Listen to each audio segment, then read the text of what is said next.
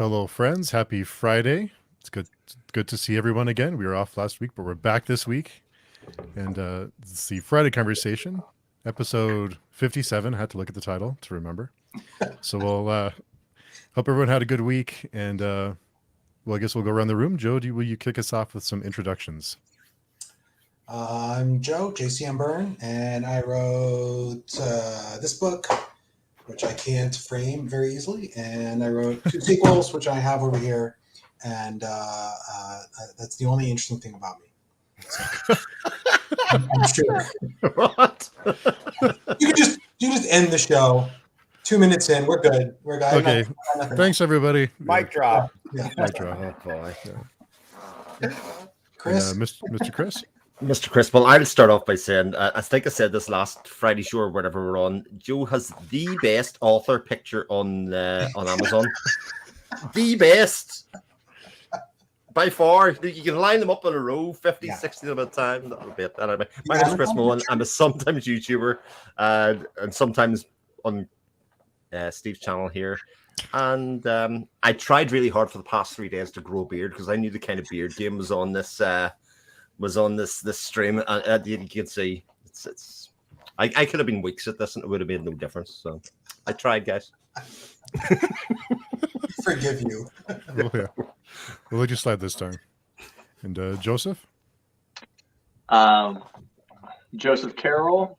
I write under the pen name J.R. Carrel. I'm an author, booktuber, and do a little bit of everything. Which shoulder? That shoulder. That shoulder, you got it right. That shoulder was my first novel. More Than a Vampire. Newest novel. More Than a Gunslinger. Nice. Just talk. Steve is one of the people that got me into doing this whole booktube thing, and so anytime I can, I try to either get him over on my channel or come over here. So. Well, the student is about to become the master because you're already past 1,000 subs, and you'll be passing me in no time. So, congratulations! It had something to do with Christmas. I don't know. I don't think I'll be keeping up that kind of thing unless some video explodes. But hey, no matter how it happens, it's great. It's great news. Yeah. Good to see. And AR, will you give us an introduction? My name is AR Witham. I wrote a book called The Legend of Blackjack. I had fun writing it. That'll pretty much cover it. I had fun reading it. As it turns out. Well, and it's Friday night. Yeah, everybody. I mean, can we have a little Friday night start off? Just sure. Because, welcome to the weekend. Woo! Cheers. Orange juice. Sad. I wish I was drinking Kraken from the Kraken, but it's not special. But it's a great mug, Joseph. It's Yeah. a great mug. That's a great mug. Yeah. And Joe, happy belated birthday. It was your birthday this week, so happy birthday. Thank you. Yeah, I'm 2 days older than you. Ooh. Oh, nice. And Petrick's our older brother by 1 more day. Oh, really? Yeah, so happy birthday to you too, right? You were the 11th, am I right? Yeah, the 11th. And Petrick Leo was the day before 8th. So Oh, wow. Bunch of them. my mom's in the middle, she's the 10th. Wow. care. All the cool people are Capricorns. That's what it is. There you go. It was funny, we found out in one of the reading sprints that there was 3 of us in the chat whose birthdays were on the 11th. It was like, I'm in the 11th, I'm in the 11th, I'm in the 11th. It was just kind of like, I think it was Aaron was the other one. It was like, wow, this is birthday coincidences. And it is Anna Smith Spark has her birthday on the 11th too. So I thought that was pretty neat. Excellent. Yeah. Very nice. Hey, Chris, I got a question. Go for it. Are you one of these guys that, like, no matter what you do, no beard, no way, no how? Or is it like one of those, it takes 3 months? No, actually, I grow really quickly in certain patchy areas, right? So it doesn't grow in here or here, but just right in here. So just basically here and a bits in here, but it's not even consistent. It's just, I always think I'm going to give it a go because I've got 3 weeks where I've not seen anybody, I'm not doing anything, and it gets to a certain stage and go, I remember why I didn't do this before, you know. But there's that period after about 10 days where you think this is going to be great. This is going to be really good this time. I look so good. Those couple of days, you're like, my wife even said to me last time I did it, she says, "This is good looking." I'm like, yeah, I think this is the time. And then another 10 days went past, and I'm like, it's going. It's no more. Gonna work. Gonna work. Oh, well. Bo had a comment, Chris. You don't need a beard with that beautiful accent, my friend. Oh, Bo. See, this is why Bo's everybody's favorite, you know, apart from Thiago. Yeah. Both better. That's a nice fight. Let's get him in a cage. Let's sort it out. Yeah. Well, whoever walks out is the winner. That's Right. right. We got to argue about griffins. No one needs that. So the beard thing, I've always avoided it, and I'm just decided I'm just gonna. I look weird and ridiculous, but I'm just gonna let it go, and we'll see what happens. But it is really strange. It is really weird. I think you look way less weird and ridiculous than you think you do. Well, I always say you look weird and ridiculous, so maybe that's my problem. But It's an everyday thing. yeah, it's like Tuesday. So I feel like the guy off of Super Troopers. Like, I haven't shaved in like 4 weeks, man. I'm trying. Don't worry, Joseph. The other one will drop. You'll be okay.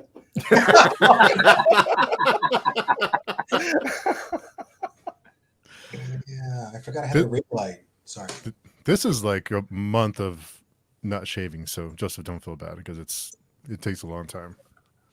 See, I'm the other way. That's why I call the Twitter handle 7 o'clock shadow, because I get up really late. I shave at 12, and I'm like Homer. Do you ever see the episode of The Simpsons where as soon as he shaves, it just goes again? I'm like that. Santa Claus. Yeah, so like on my wedding day, I was really conscious of it. My wedding time was at like 1, so I waited until 12:30, and that was the last thing I did before I left the house was shave. And like as soon as 3 or 4 o'clock and all the wedding photos, it's ridiculous. I'm like, I literally just shaved. This is not right. But, oh well, I tried. You need like a Roomba for your face. A robot just crawls around, cutting off all the.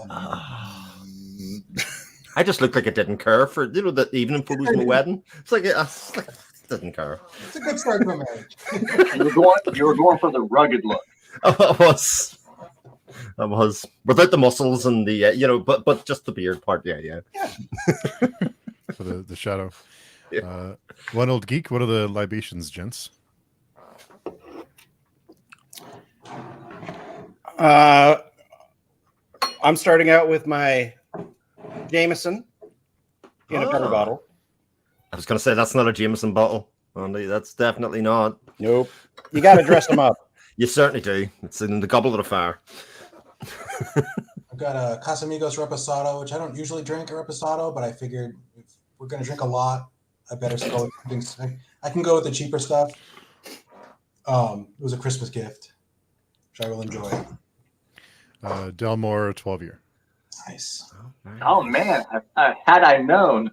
It was I had a message from AR about 10 minutes before we came on. We're gonna drink, right? Or you're ready, right? I was like, okay. Ready to go. Yeah. And hello, Dolores. Thanks for coming by, and Aaron. Yeah. And Layla. Yeah. Lots of familiar faces. Thanks to everyone for coming by.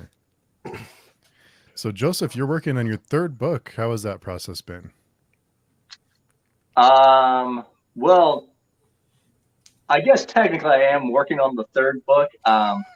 It's pretty much done. It's in the hands of the editor and the artist. I'm actually writing my 4th book, which is going to be like a short story anthology thing of characters within the universe. But yeah, I mean, I'm happy with it. My beta readers were happy with it, so I'm just waiting to see what it looks like when it comes back from the editor, whether it's nice and shiny or And I'm always excited for the artist to see what Alan comes up with. So he should be hitting me up with, kind of the beginning stages of what it's going to look like here soon. Very nice. Very nice. Taylor. Yay. You missed all the great beard talk. Hi. Perfect timing. It was riveting. Yeah. It was riveting. Okay. Sorry, guys. My alarm this morning it didn't exist. I don't even remember turning it off. So good morning. Oh, it happens. Apologies. Big entrance. So Taylor, do you want to give us for anyone who for some reason wouldn't know you? Would you give us an introduction? Why are they even on the Sure. internet? You guys give me way too much credit. Hi, my name is Taylor. My booktube channel is Maybe Between the Pages. I'm a co-host of Page Doing with Steve, so you probably see us together often. Yeah, I guess that's pretty much an introduction. I like to talk about fantasy. I love to read, probably pretty much like everyone in this group. Happy to be here. Good company, yeah. It was funny because I think we were on a stream for like a week and a half or something. They're like, I haven't seen you in forever. It's like, yeah, right. Right. We were like, it's been so long, reminiscing, like it's been years. So used to seeing you every week. So hopefully I can get back on the schedule to join these as much as possible. Mhm. But what did I miss? Was there any topic? No, it's literally today? been all beards. Or lack thereof. It Or wasn't lack a of. joke. We really were. Yeah. I could join the lack thereof conversation.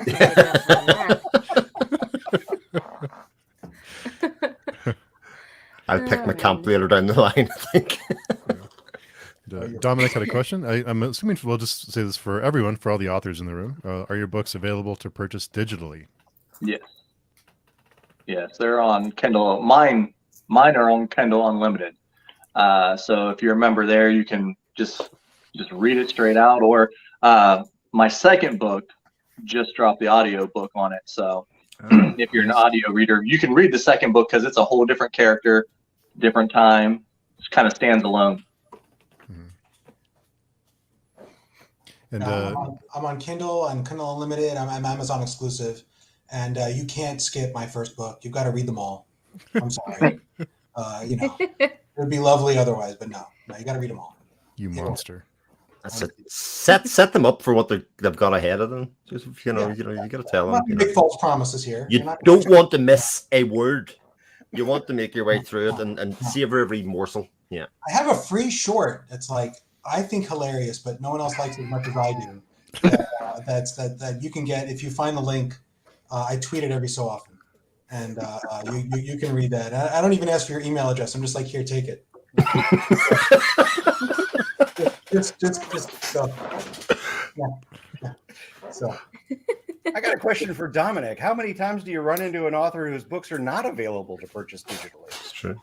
I need one. I mean, it's almost a requirement. Now it is. I know some people who only do it. Yeah, I'm making like 3/4 of my money on Kindle Unlimited right now. Not that we should be talking shop. I'm sorry. No, it's This is definitely what you should be doing. yeah. But our friend Joao is in the As comment well. section. So good to see you. And Joe, before we went on, you were talking about you trying some ads. How is that working out for you? Because I always wonder, is that worth it? I'm not sure I'm the right person to ask because my marketing is like notoriously bad. So it's hard to tell. Right now, I'm making more revenue than I'm spending on ads, but like just barely. The ads are really driving up sales a lot, but also costing a lot of money. And then you sort of hope that the theory is you get a series out, and then you run an ad for the first book, and if people like it, they're also going to read the second and the third book. My first book is much cheaper.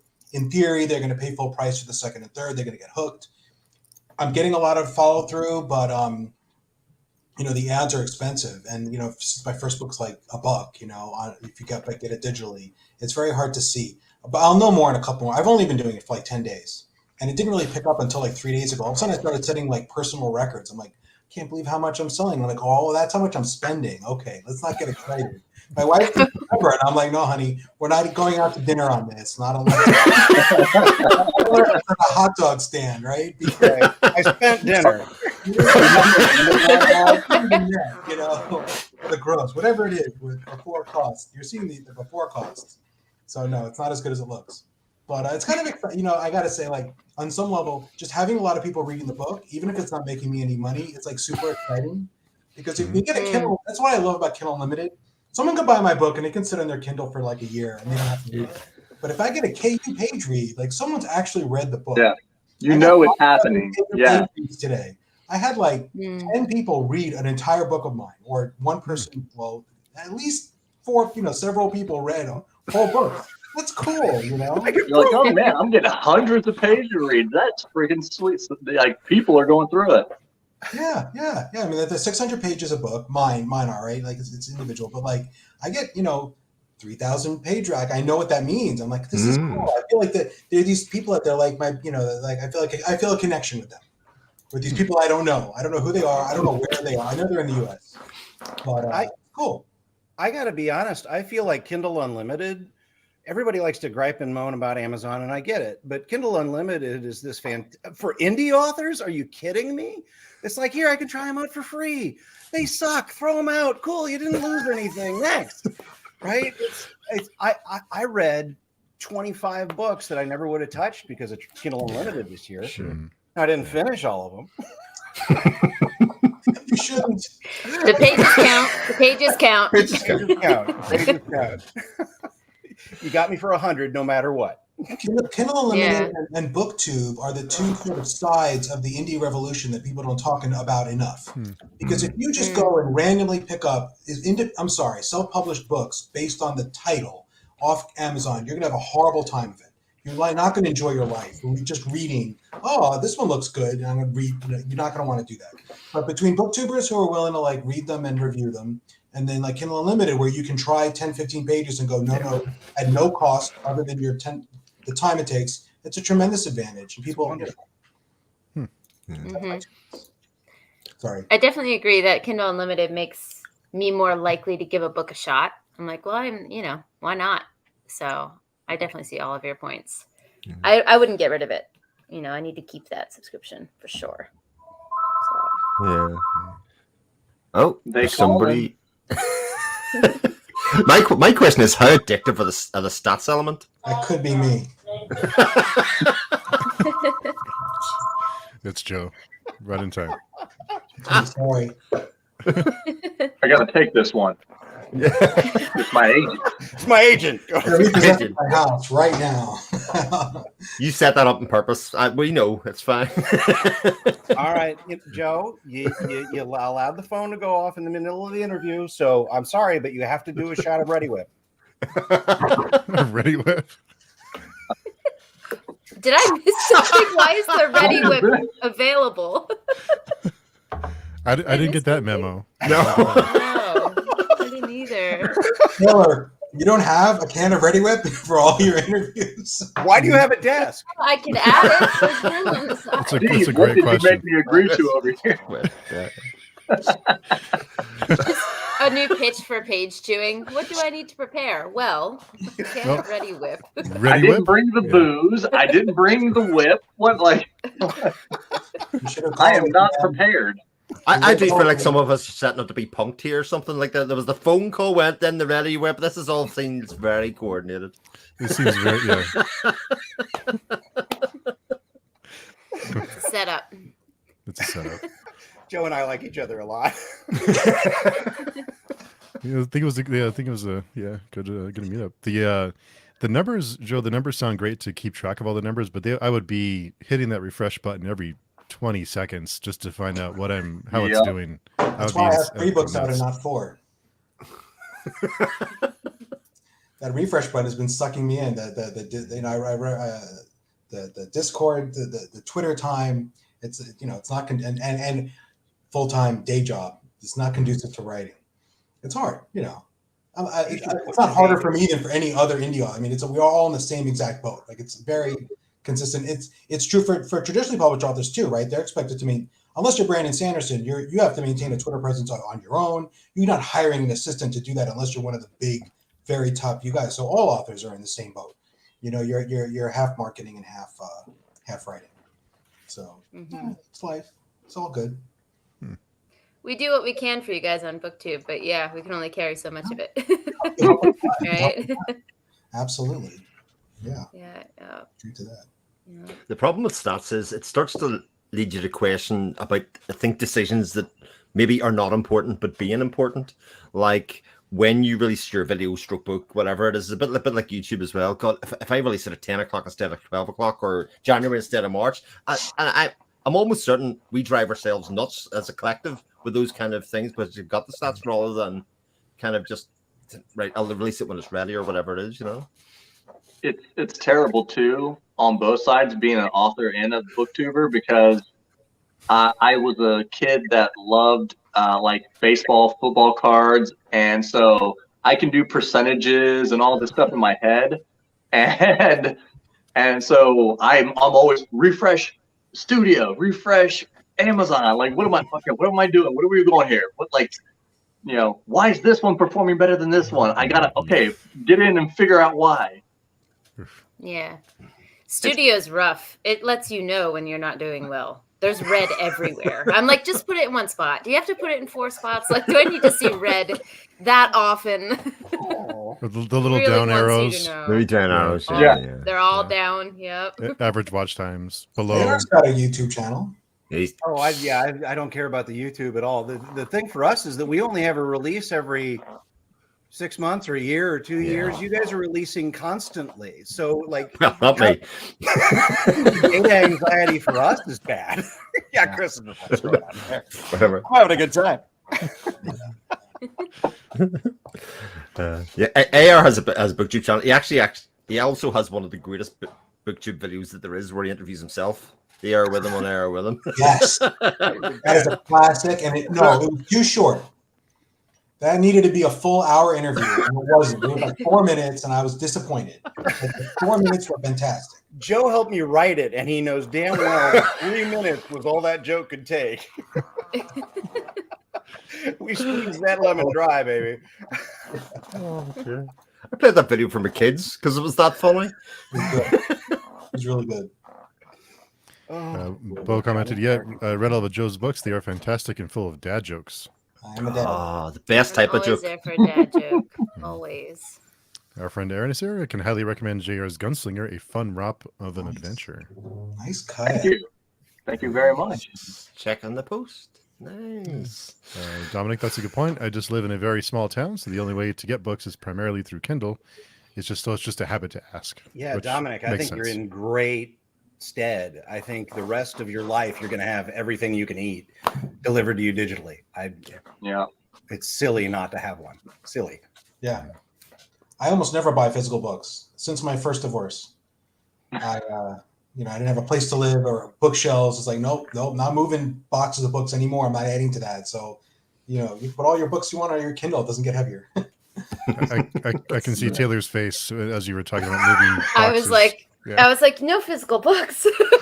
I love them. I used to have shelves full of them. My ex-wife got my full set of Malazan hardcovers. Man,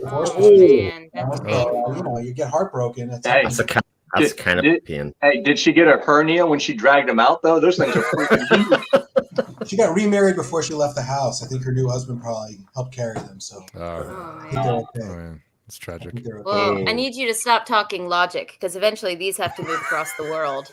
And I just am avoiding that. I'm pretending that doesn't exist, and I'm more continuing. tequila, and you won't have to worry about it. Yeah. Oh my God. That's going to be so hard. It really is. It's going to be, I don't want to think about the shipping cost.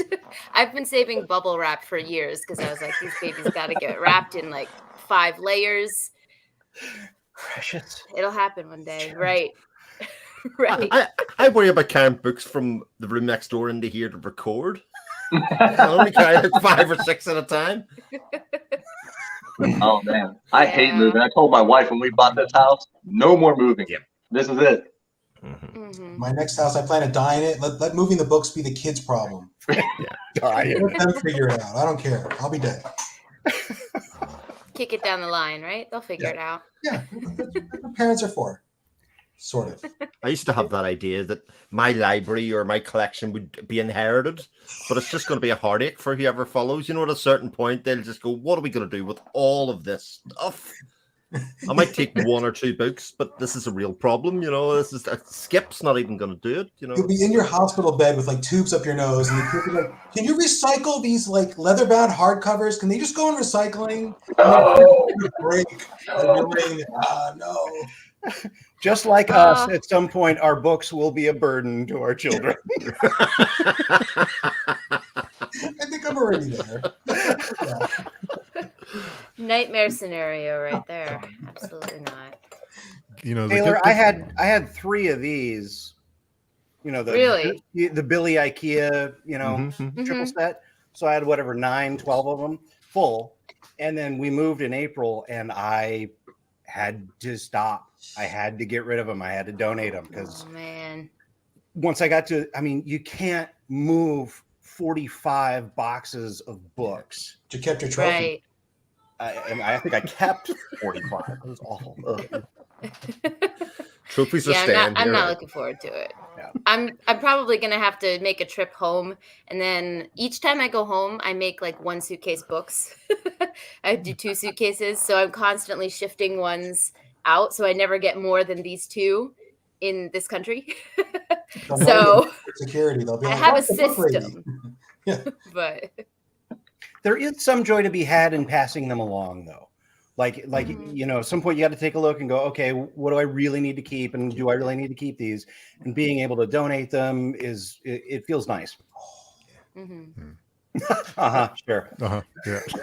Or conversely, pick books you really don't like and give them to people that you really just want to suffer or something, you know. Read this, is so good. Yeah. I had I a don't know. 25 comic book collection, like the long boxes of comics, and I gave them to a neighborhood kid when I had to move, and he was like a 10-year-old kid, and I'm like, "You want these? Because I'm not gonna, you know, I can buy them digitally or get the graphic novels with like the choice pieces." Yeah. And I had to go through and find all the not safe for kid ones, and I was like there's like a week's worth of time just doing that. But he loved them, and he like developed a passion for reading and for superheroes because I gave him 20 boxes of comics. Yeah. I'm like, that's the best thing I've ever done. That's heaven. Yeah. And the best way to experience it as well, because you can that kid can just pick their will rather than you giving them 1 or 2 and saying, definitely read this. He's doing the discovery himself, which is always the most fun of all of this. You know, when you find something yourself and you kind of go, oh, I really love this one, or you know, something like that. Yeah. Yeah, he doesn't want Iron Man, he wants Swamp Thing, and oh, there it is. Okay, cool. I had a lot of stuff. And Krim had a question. How often do you all refresh your KDP report page? Or do we want to know? I gave it up for Lent. Oddly, I will say, since I started YouTube, I do YouTube more than I do the page. Interesting. So it's one addiction to another, I guess. It's bad news. Do you refresh your studio page a lot, Taylor? Do you look at that a lot? Daily, hourly? Minutely. Oh, I think you're muted. There we go. I would say in the first 2 or 3 days after I release a video, yes. But after that, I kind of taper off until I release the next one. But the first 2 or 3 days, yeah, I'm looking at it pretty frequently, trying to see if I can track any patterns. I tell myself, but I'm just checking. There's nothing, you know. Yeah. Numbers going up feels good though. Mm-hmm. Yeah, it does. Yeah. When you get one that goes up, but at some point it has to come down, right? So. Yeah, I'm one of those weirdos that does shorts, so I do one of those almost every day. So I love your shorts. Mm-hmm. Yeah, I haven't jumped on short form content yet. Just haven't really taken the dive into that. Do you just like do a clip out of one of your larger videos, or do you do individual shorts? No, yeah, normally my shorts are a whole different thing from my long form. It's normally like, you know, I do funny quotes from like, you know, 80s stuff or funny things from fantasy books and, you know, just, you know, stuff like, and then sometimes like earlier I did one telling people that I was going to be on here. Got like 500 views on it, so. And it just little kisses. They're nice. Yeah. Sorry, that sounds weird. Your shorts are just little kisses. Really rewind. I'm not going to be able to watch one exactly the same ever again, you know. So if you get really good at it, do you then get to be called a short king? Short king. Well, I don't know. It takes like once you do it a while, you kind of know what's going to get you views. Whereas in the long form, you're like, all right, everybody else is getting a bunch of views on this kind of idea. Mhm. I'm going to do that. And then you're like, I'm getting like 25, like what is it? But like on shorts, like once you dial it in, it can be pretty consistent. What you know is going to make a lot of views. But sometimes I just don't want to do those. So I just want to do what I want to do specifically. And then, instead of getting like 1,000 or 1,500 views, I'll get like 100 or 200, but it's cool. Mm-hmm. Yeah. Go ahead, Steve. No, I was just saying it's kind of what we talked about last night with our Patreon episode about doing what, having that balance of doing what we want to do versus nobody watching. So it's that, trying to figure out.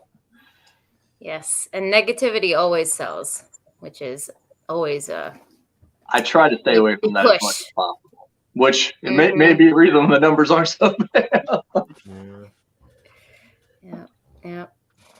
That's pretty much the best performing video on my channel is that star reviews one, which isn't even negative. It's just controversial. So people will click on that rather than kind of, here, these are good books, read them, or something of that ilk, Right. It's a great video, though. Should do another one. You should. Part 2. Part The 2. sequel. Dominic had a question. What's your favorite book or book series to read while having a nice drink or 3? I have a Taylor full first. set of Master of Kung Fu comics from the mid 70s to the mid 80s. The old ones with the stuff they don't have license to, the terribly racist stuff. With Fu Manchu as the villain. Oh, right. It's awful, but I didn't know. I was a kid. And that's a go-to. Planetary is a go-to. I'm going to name all comics. And then Malazan. But I don't think I'd read Malazan drunk or drinking. I don't know what's going on half the time anyway. Yeah. If I was drunk, I would just be like, Yeah. huh? Who's this guy with the scars? I feel like I should know who he is. Okay. Who's this 257th character that I don't know? Oh, wait, it doesn't matter. He's dead. He's dead. Yeah, don't drink in Malazan. But other than that, Unless you're Krumpa, and then you can do whatever you want.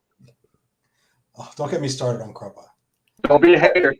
I always pronounce it Cruppy, like Officer Cruppy from West Side Story. Yeah. But apparently I'm wrong. So I just want to share that. But that means he's your character now, Joseph. You know what I mean? That's one of the things I like about when reading characters. And you're pronouncing it maybe even slightly wrong, but he's now my version of that character. So when other people are talking about him, they're not seeing what I see in him. Like I always think that when I'm reading it, they're talking about it afterwards. Yeah. Chris, what do you read while you're having a drink? Very rarely. Yeah. I would watch a movie and have a drink. I would do that. Yeah, I'm but, with you a little bit. I feel like reading's too engaging in exercise. Maybe a graphic novel, possibly. That might be a thing. I could do Berserk. I think I could do Berserk and drink. Because Y'all are missing the obvious answer, which is smut. That's what you read when you're drinking. That's the true answer. But I guess it would. yes, I will have.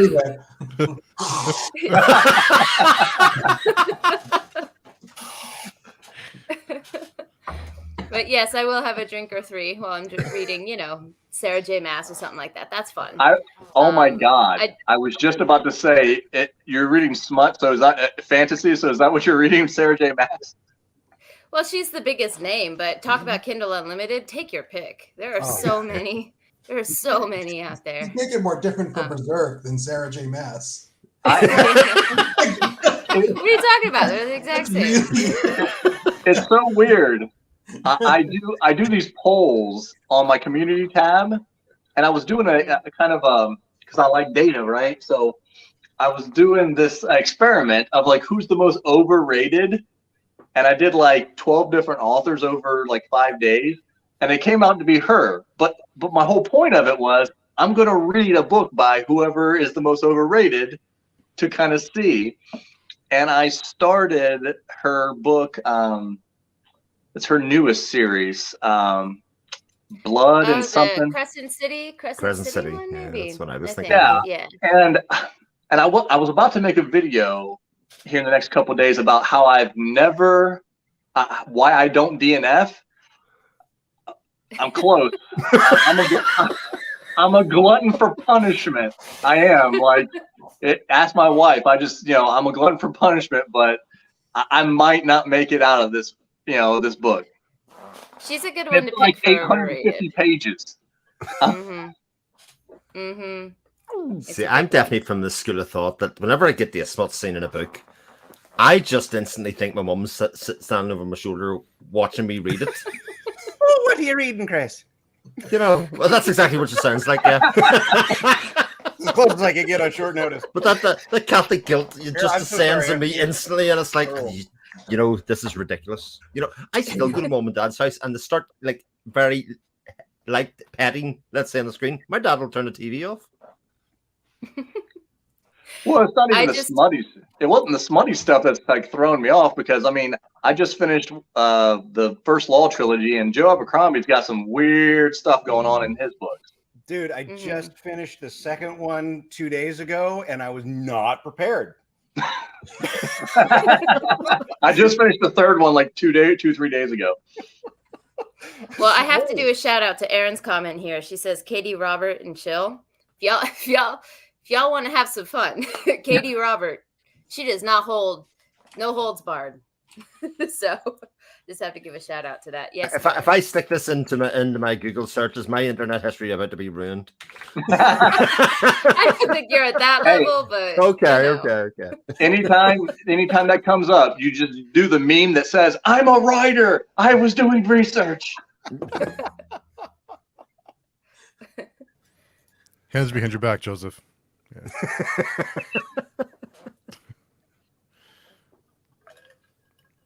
that was the phone call, I think, when you received a phone call. That's what that was. Hollywood hasn't enough money for that. Our friend Khad is here. Hey, Khad. I hadn't read a book till the very end of 2021, then found BookTube, and now I can't stop buying books. Nice. It's very important for the economy and for our livelihood. Yeah. Well, and once you start, it's like Lay's potato chips. You can't have just one. You just get into the YouTube circle, and like, I think in the first 3 months, my TBR was like 150 out of just that. And it's just like, there's your stack. Yeah, and it's hard when you're an author because all your friends are authors. And then you want to read all their books because you want to be nice, but like they're not necessarily for you either. But no, you don't want to not read it, especially if they read yours. And then, okay, I'll put it on. It's on there. It's on the TBR. Our friend Fine Reads is here. Yep, moving books from one country to another is fun. Did that from Germany to the US 8 years ago. Do not recommend. I'm about to have your experience, my friend, in the next couple of years. So send get well cards, because I think I'm not going to make it. I'm not gonna. Erin, I donated all my physical books and I moved abroad and haven't bought any for 5 years, but I miss them. That's some self-control. Yeah. I'm with Erin though. After we did the clear out, and almost everything went except for the stuff that I love truly deeply in my heart, and every single Stephen King book. Being able to move out of physical books into ebooks, I read more than I did before. My wife is not mad at me because the light is on. It's just right here in front of my face. And it's great because that library is stacked and I don't have to deal with any of them. Yeah, there's no The packages problem I arriving at find the door. with Kindle is I don't count them when I count my TBR. Like I skip my Kindle, I count my physical books, and then I remember that I have my Kindle books. I'm like, well, no one needs to know that except me. So Your little secret. The forgotten dangerous. stepchildren. I don't like how accurate that is, but yes. Every time I open it, they cry a little bit. Please. Or sometimes I'll go and want to buy a book and I'll open Amazon and be like, you purchased this Kindle on such and such day. I'm like, oh, well, You like already got it? Yeah, I guess I have it already. Just forget about it. Yeah. Oh, that happens to me a lot. Berserk volumes. 41. Do I have 41? Yes, you do, Joe. Okay. But at least it's there to remind you. if you were only going to bookstores or something, and you go into the bookstore and you go, I bought a whole load of books, brought them home, and then you go to put them on your shelf, and you realize I've got that one, and I've got that one already. There's no way to track it. So you go to Berserk, right? And you're like, oh, it's been 6 months. This one must be the newest one that I don't have. No, it's not. It's just been 6 months. We're starting Berserk next month. Anyone interested? Yeah. Our friend Sadir, need Joe to tell us more about his superhero books, because I've been tasked to finish his series if he passes before it's done. That Ready Whip is from McCann is probably not helping him. This was the most obnoxious thing I've ever said, and I have said obnoxious things. Sadir, I forget what the context, but he's like saying something like, well, Sadir, you got to like take care of yourself because you're going to have to finish my series after I die, which implies that he's the Brandon Sanderson to my Robert Jordan. He may be a Brandon Sanderson, but I'm no Robert Jordan. He's like so much younger, and he's a funny guy, and I'm like, this would be good. And it was kind of obnoxious, and I didn't mean it that way. But thank you. Yeah. Come on, Joe. Pretty whip shot.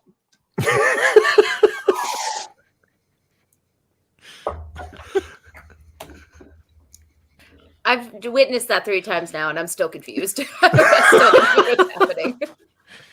Yeah, I think it's a search for meaning. You're having an existentialist crisis here. You're searching for meaning where there isn't any. We're just going to see if we can empty the can before the end. No. Oh, the heartburn that's coming. Might as well. So tell me if this is a good idea. So if you guys have read my books, I'm a very fade to black when there's a sex scene. I don't write explicit sex scenes. I'm not against them. I just don't. So my idea is, people write these special editions of their books. I'm thinking the special edition should just be like, fill in the fade to black parts. At least with leather bound, maybe, I don't know, stain-proof pages or something, and like send that out as like the special edition. Has anyone done that? Never heard of it. That sounds Bet you it would catch though. Isn't that a great idea? You guys, You get a whole new audience. right? Or the other thing you could do is like run a competition and do fanfic to fill in the blanks, I like that. Mm-hmm. I like that. And then see if you happen to write it yourself and you can pick the best one, so you don't actually have to go there yourself. Well, it's a better idea than I'm not writing them. That's not going to happen. I don't have that skill set. I'm just taking notes of the books on Taylor's lists for research. I don't know how long my wife's been listening, but she brought me in tea, so I'm not sure if I'm in the booze party now or not. Yes, it is spiked tea. You are ready to go. Yeah. What's in the tea? Yeah. What's in the tea? Our friend Aaron, funniest moment of my teaching career, 13 years. A 13-year-old student brings in 50 Shades to class. They never lived that down. Oh no, that poor innocent soul. Not even a worthy book to. Formerly innocent soul. That's the thing. Yeah. You shame that kid not for reading smut, but for reading bad smut. Bad smut. Really? Exactly. Go Have to the taste. principal's office. If you're going to bring smut in here, it's got to be quality literature smut. None of it. All I'm gonna say is it must not have been that bad to sell that many books. It's terrible. It's not good. I don't know how it sold like that. I don't get it. It was the right thing at the right time. It scratched an edge. Okay, if you're a writer, would you rather be that person who writes the book everyone thinks is terrible, but you sell a bazillion copies and get movies made? Or would you rather write quality stuff and live in obscurity and die? See, but I can have it okay, Joe. We do it for glory. I mean, you don't get to choose, but I'm saying, like, if you could choose, right? Which would you prefer? I'd rather be. I don't know. Dude, that's what pen names are for. That's literally the whole point of pen names.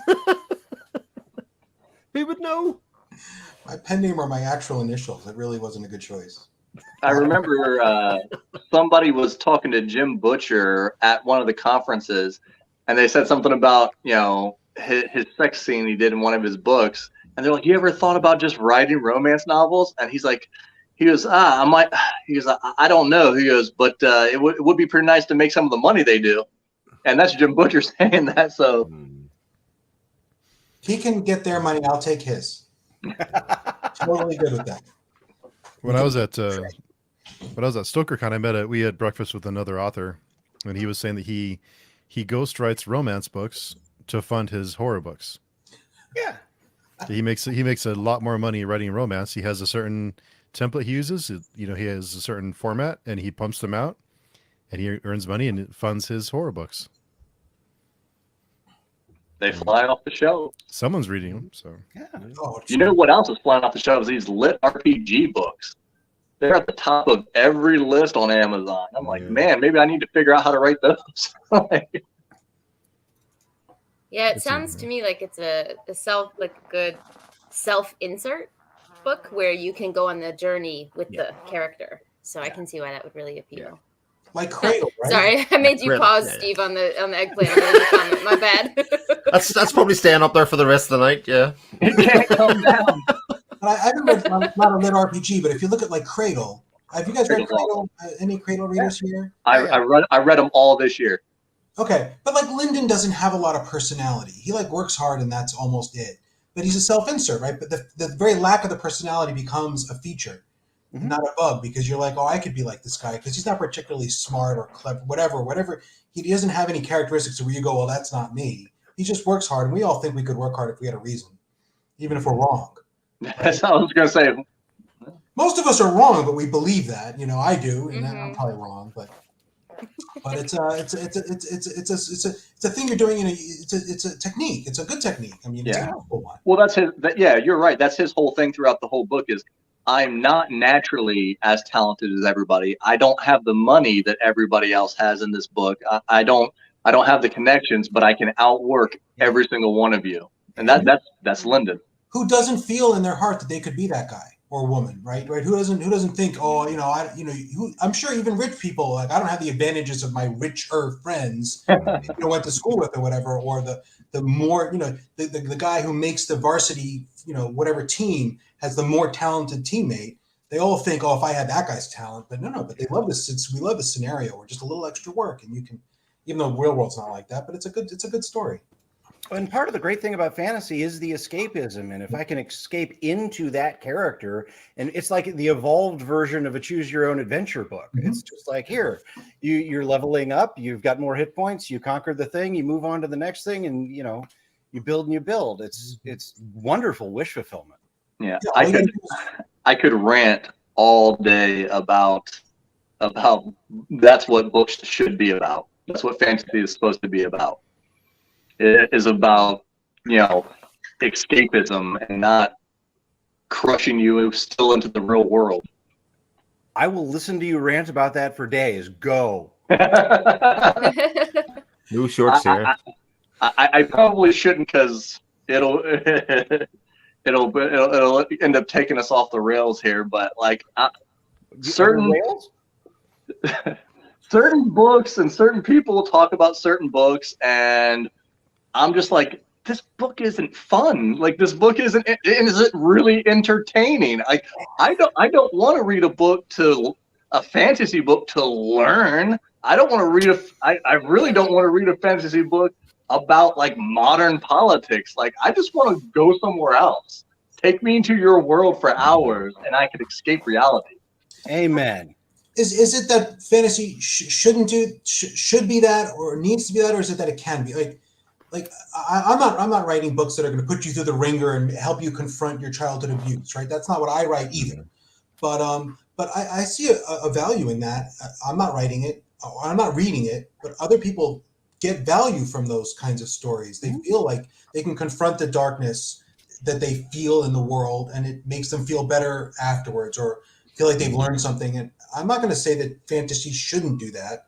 Oh, I'll say that don't read my books if you're looking for it. Right. Right. And should is not the key word. It's, what does Joseph enjoy? Right. Yeah. And for him and me, it's like, everybody has something different. take me on an adventure. Either show me something. Yeah. Well, I think another key point is lit RPG and cozy fantasy exploded during and after the pandemic. That doesn't exist in a vacuum. Yeah. I think people were really, a large portion of people were looking for exactly what you described. So A pandemic and a long time where fantasy seemed to be shading grimdark. Oh, sure. mhm. You know, and you have to imagine there's always, these things always go in, and like there's always a pendulum with people's. Mhm. Well, and I don't mind grimdark. I mean, I finished Joe Abercrombie's books in like 2 months. You know, Yeah. Oh, sure. I enjoyed grimdark, Poor but Steve. I'm sorry. He's trying so hard to say something to move that comment, but none of us are letting him talk. Like, There for the rest of the stream. That's it. Yeah. I'll So listen to Steve for a week. it was a good comment though. So our friend Aaron had a great comment. Kitty Robert, for those who are listening on the podcast, the comment is Kitty Robert. All I can see is dragon, eggplant. So okay. Wanted to let you get that. The fellow host. yeah. No. Yeah. Thanks The fellow for host the, and he was like, Steve. for the assist. Yeah.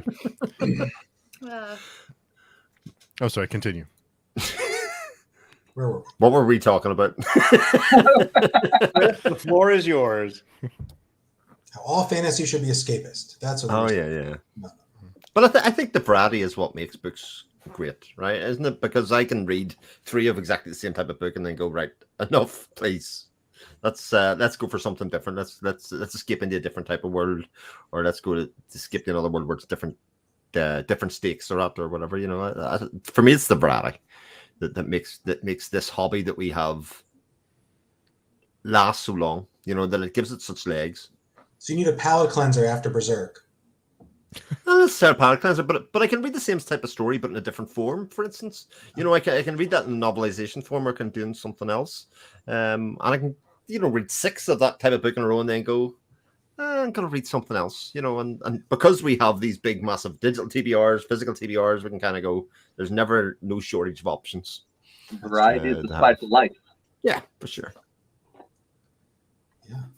Yeah, I think that also there's ways of you know, expressing ideas and thoughts and you know, opinions with you know, being subtle. You can be subtle and still express those opinions and those thoughts. Just like The Expanse, there's lots of things that we can talk about. We've talked for hours about The Expanse books, and there's lots of ideas, and there's ways of doing it without, you know, being too on the nose. So Have you guys seen Avatar 2? no. not I yet. have an 11-year-old kid. Of course I have. Yeah, I think it was better than the first one, but it has messaging in there, but it was done so perfectly that it didn't feel like it smacked you in the face. There was some subtlety there. There's one scene where he's up in front of them. The colonel is up there talking to his guys, right? And you notice over the course of the scene that the slats in the background are actually an American flag. It's like, damn, okay. Oh, wow. Right. Okay. Cameron just wove it right on in there. AR, we got a request. They want whipped cream on your chest. Okay. Oh my god! Oh no! That's the danger. You just never know.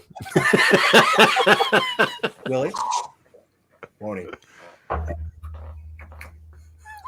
But I mean, if you want to talk about Avatar real quick, my problem with number 2 was that it got so lost inside its own story. You know, the when you read a trilogy and you get done with the first book and they're like, well, they set up a bunch of stuff for later.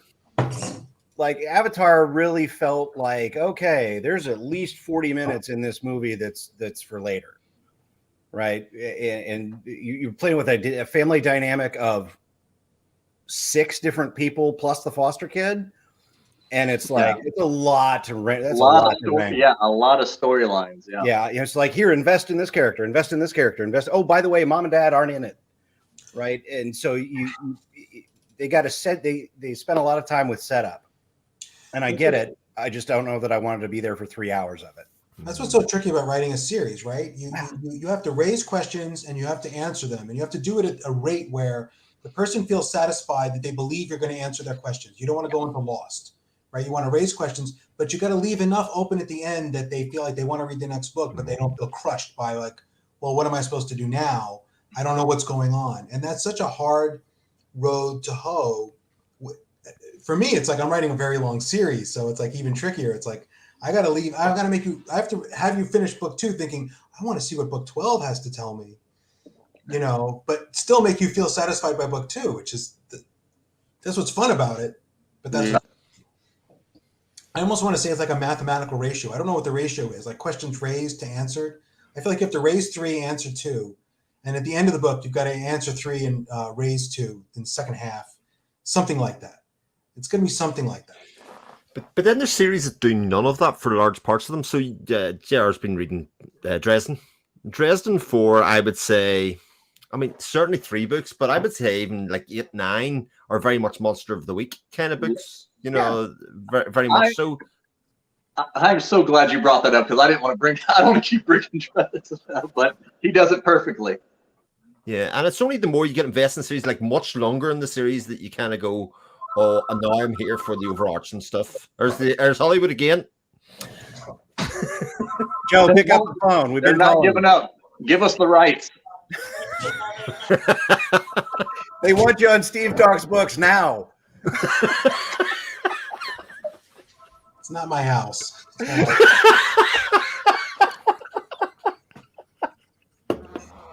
Your car warranty is about to expire. Yeah. Sorry, I apologize. I love Dresden. I patterned my series after Dresden in that, that's why I say it's 25 books long, because apparently Jim Butcher said that once, and I'm like, yeah, great, 25. That's my number. That's why I don't have 25 books planned, but I'm going to work. But it's a funny series because people always will say like, oh, book 12 is where it really kicks off, but that sort of intimates that the previous 11 aren't good or worth reading or something, which is not true. Yeah. Well, book 12 is just one of the best books of all time. That's why it always gets talked about. If not where it can, I don't know. Like Jim does a smart thing where at the beginning, his books were kind of short, and he'd do Monster of the Week, but he'd also throw up arcs, especially in book 3. He threw up so many arcs into the air. Yeah. But he'd give you a conclusion at the end of every book, so you're satisfied. Yeah. But you also had the questions. You're like, who was this one character that just walked by Dresden or something? And you're like, he's going to be somebody. And then like 3 books later, you're like, there he is. I've been waiting for him. That's how all urban fantasy was for a while, right?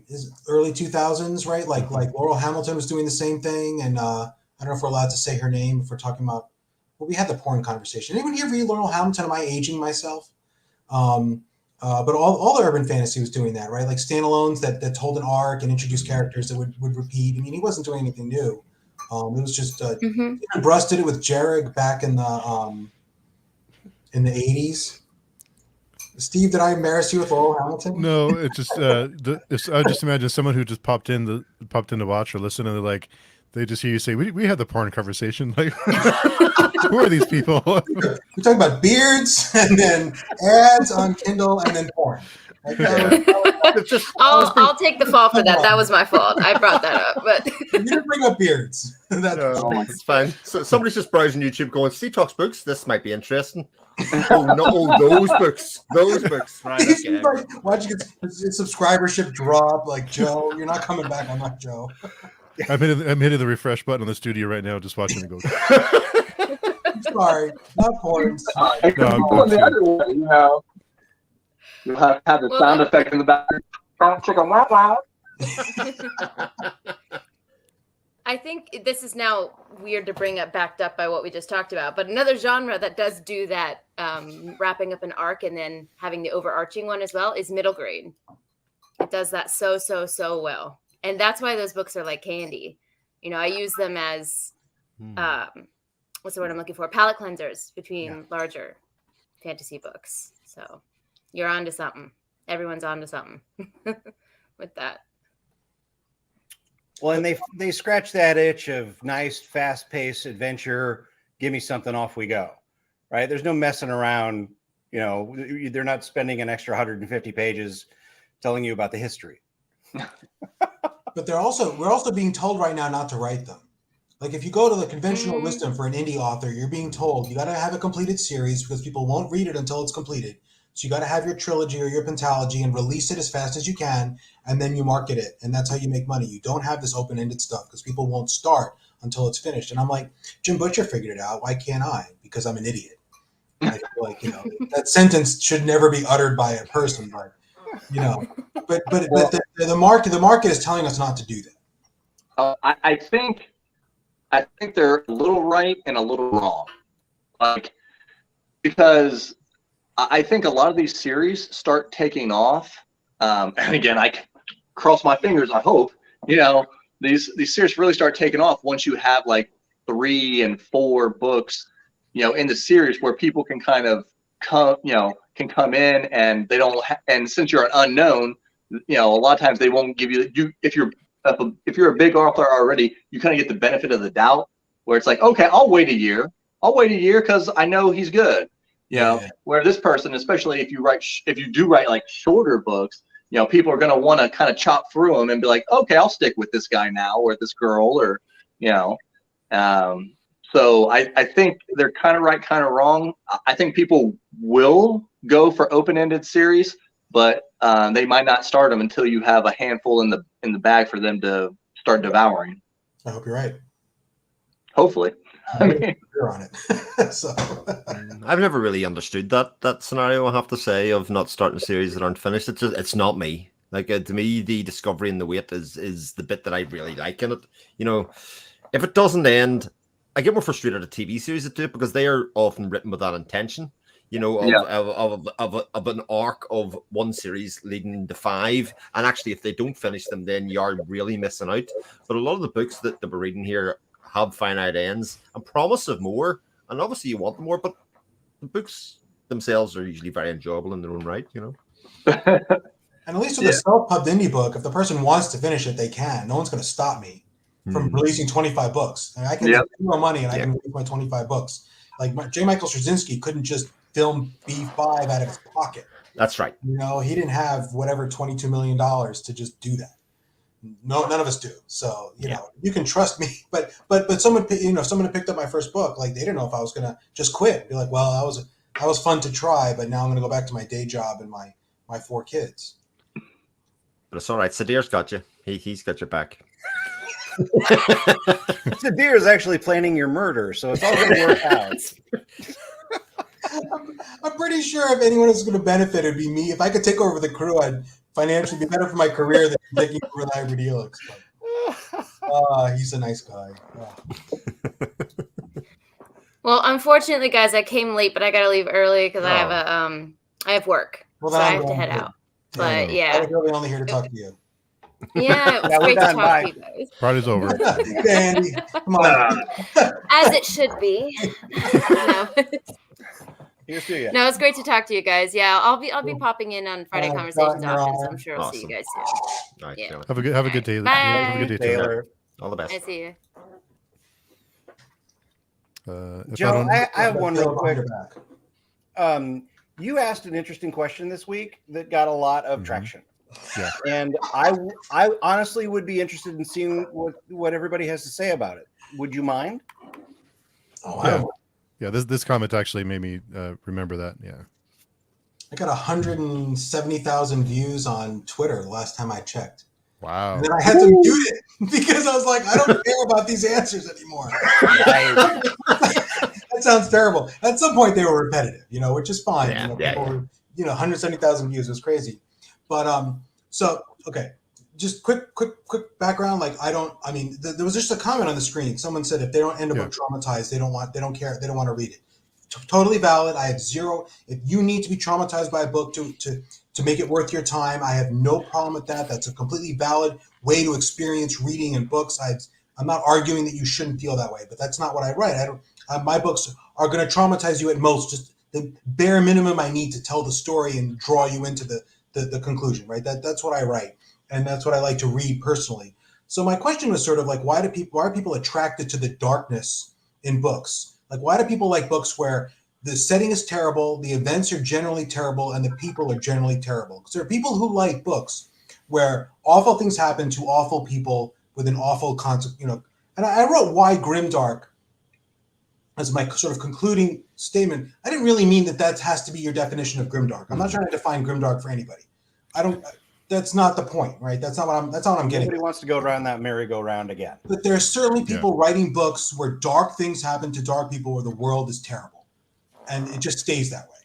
And I was like, well, in my mind, like the default, everyone's sort of on a very simplistic level. You can understand a romance, or you can understand sympathetic characters. Good stuff happens to them. You feel good. It seems like a very simple explanation. If I was like in a psych class, like, why would you read this book? Well, it'll make you feel good. You don't really need an answer beyond it'll make you feel good. No one's going to be like, why would I want to feel good?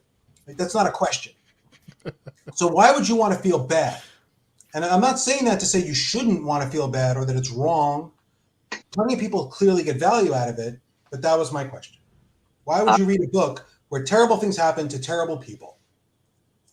I have a theory. Now, I don't know if this is exactly pertains to grimdark, but I was watching Brian Keene, who's a big horror writer. He did a live, and they were asking, like, why horror? Why do people enjoy horror? Why do you write horror? Or why are horror movies so big? I mean, they don't do blockbuster numbers, but there's a lot of them. There's a portion of people who are just consuming them.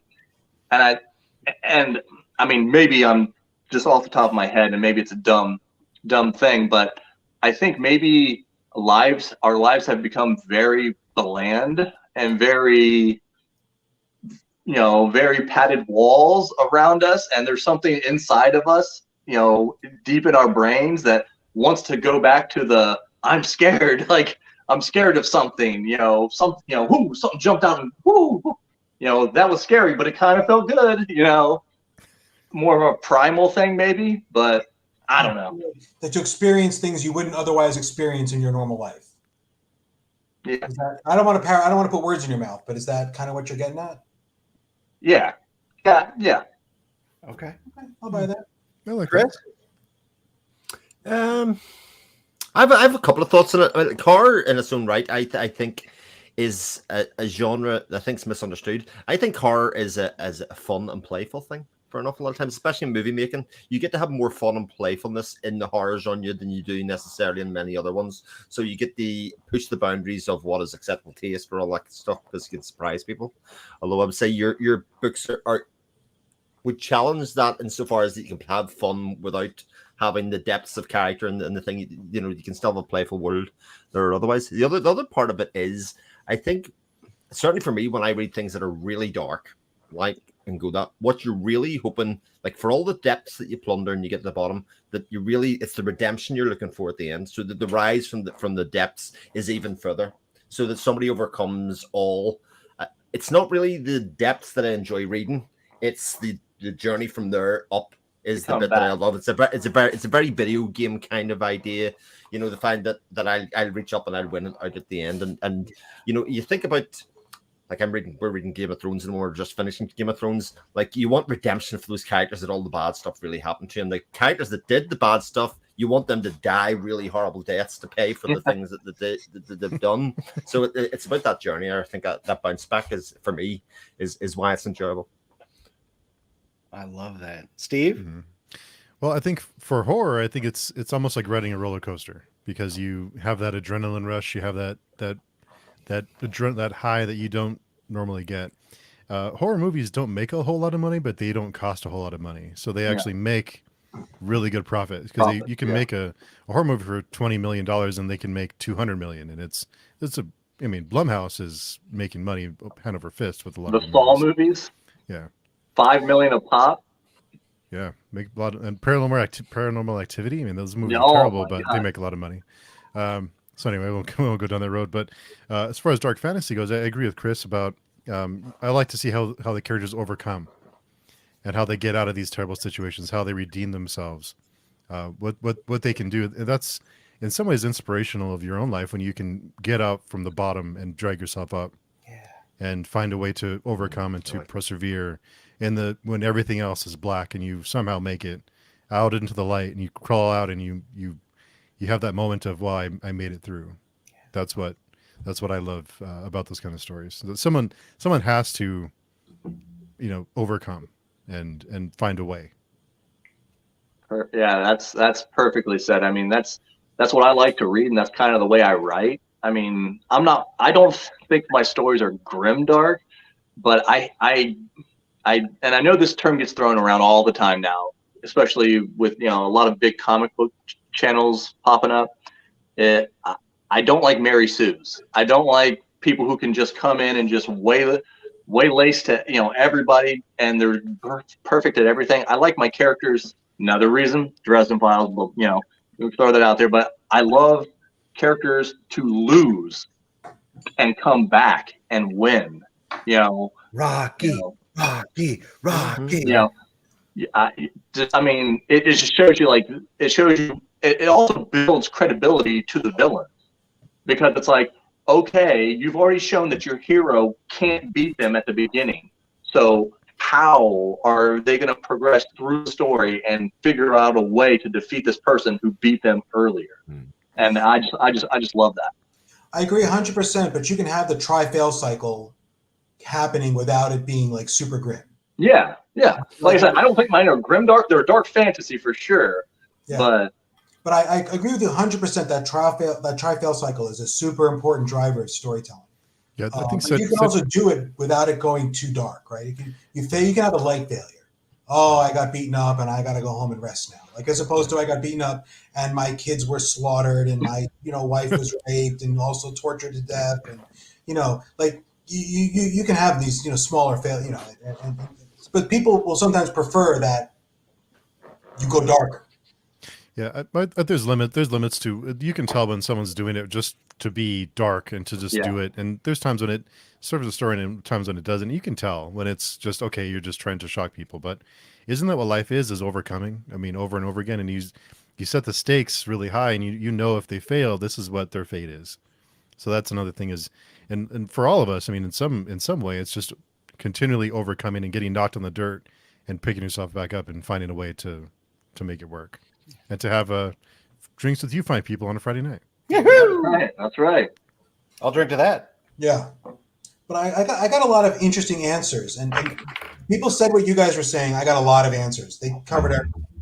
Another one was a lot of people felt like they felt the real world was very grim and people were sort of nasty. And that if people in your story were nice and sort of kind for no reason, it was that lack of realism would shock them out of the story. They couldn't stay immersed. It was too much of a and that's a worldview, right? I don't share that, but people were saying that, like, oh, if people are too nice, I just can't believe that people like that really exist, so I can't keep reading the story. I'm like, all right, I can't argue with that. Don't read my book because please. I think maybe what they I guess I can't tell them what they're really trying to say, but maybe it's more of they want to see people who do bad things get their comeuppance. I think maybe that's they want bad things to happen to bad people, and maybe that kind of skews their view. Because, like you said, I don't think that the world is as dark as a lot of these books are out here, but a lot of times bad people get away with everything, get away with stuff. So, you want in your books, you could have them get their punishment that you think they deserve or whatever. I'm not arguing that dark or grimdark is unrealistic at all. I'm not saying the real world people are actually like always coming. I'm not saying that. I'm saying, like, if you're going to choose to live in a fantasy world, where do you want to live? It does create something interesting to critique, though, because when somebody does go really dark or something really dark does happen, it does create this value proposition in me as a reader. And like you say, there are people that revel in it, and that's what they open up the book cover hoping to see. But for me, as soon as something like that happens, I've said, well, you've got to earn your way out of this as the writer. You got to prove to me that it needed to go here. Yeah, for the ending of your book, and I think that's really hard to do. And like, there's plenty of books that I've read that I liked, but that I also can turn around and say, but you didn't earn your way out of doing that thing, or that bad thing, and it does it doesn't sit nearly right with you, because maybe in that case that maybe the intention to go in was to shock or to do something really perverse for the sake of doing it, rather than kind of saying this was necessary narratively or for structurally from a writing perspective. What about you, AR? What are your thoughts on it? Oh, shoot. I always like to avoid the questions. Nice try. You're used to doing your own show. You just get to ask. Yeah, I love asking. Yeah. It is nice. Well, so my honest opinion is that there is a certain level of caveman viciousness inside of every single one of us. And if you don't agree with me, check with yourself while you're driving in traffic.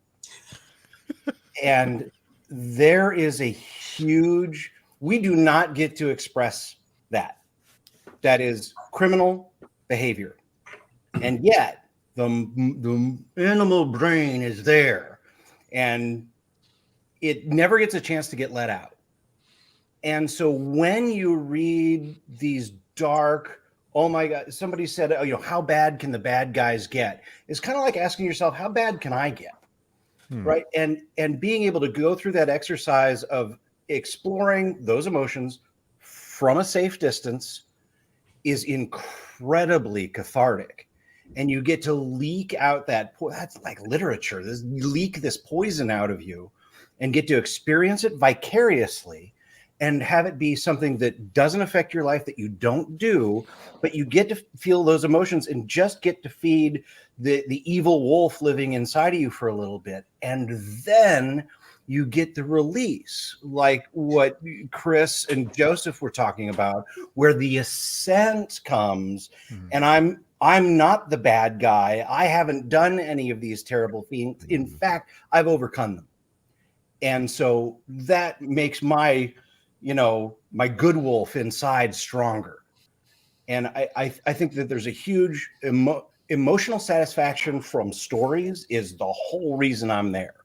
And I don't need that from all of my stories, but you bet every once in a while, I need a little horror. I need a little dark. Like I'm perfectly fine with my King and my Abercrombie. I'm not going to devour them all the time, but every once in a while, I just want to, let's go and just get dirty for a little bit and then come out clean. You didn't do anything wrong. Hey, AR, I thought we were not supposed to talk about Fight Club. I haven't yet, and you've broken the rule. They'll be at your house in 5 minutes. His name is Robert Paulson. His name is Robert Paulson. Rest in peace. Now that's when we need people that just click on here randomly, and then we're just chanting Robert Paulson. Aaron, can I tell you, I have 3 tabs in my my thing, which want me to buy not just the books, but the audio versions, and I can think of nothing worse than smut and audio version. Like, it's just the that's it knows it does have an Audible credit needs to be spent. Avatar 2 hit me in the feels as a mama. Also, our friend PL couldn't make it tonight, but just stopping by to say hello and welcome awesome guests. PL, I'm very disappointed in you, buddy. You couldn't show up. Yeah, he's at work, but we'll have to plan another day when he can. Not an excuse. There are sick days. I'm kidding, PL. I'm totally kidding. I'm acting like we're friends, like he knows me. This is a conversation. We are friends. We're all friends. We're not friends. Yeah. Are you saying we're not friends? We're not friends. Difference. I've had a lot of tequila here, and quite a few Ready Whip. Tequila and Ready Whip will make you say anything. Ready Whip, okay? I'm not myself. Well, I mean, I'm trying to build, like, me and Steve are going to become like the AP and Philip. We're gonna be nemesis. We already are. Yeah, I mean, depending on what happens Sunday, we might have to re-up the rivalry.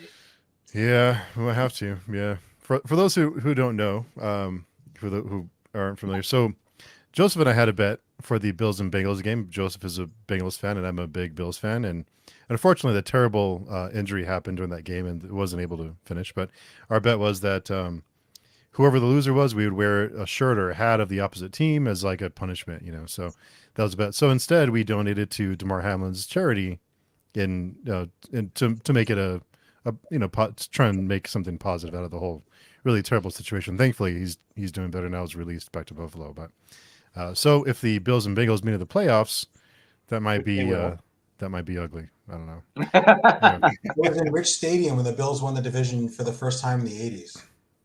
Yeah, we don't talk about those years, Joe. Just like we don't talk about the 90s. There's some difficult Monday mornings in those years. That was tough. I was in Buffalo for all those Super Bowls.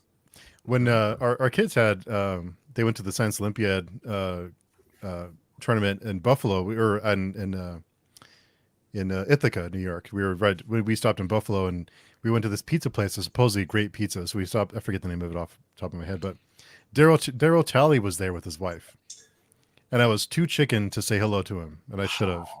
And he was right there for I don't know how long, but yeah, I regret it. So it's a bummer. Yeah, but anyway, no, the Rising by Brian King is the best book of all time. You are wrong, J.R. Carrel.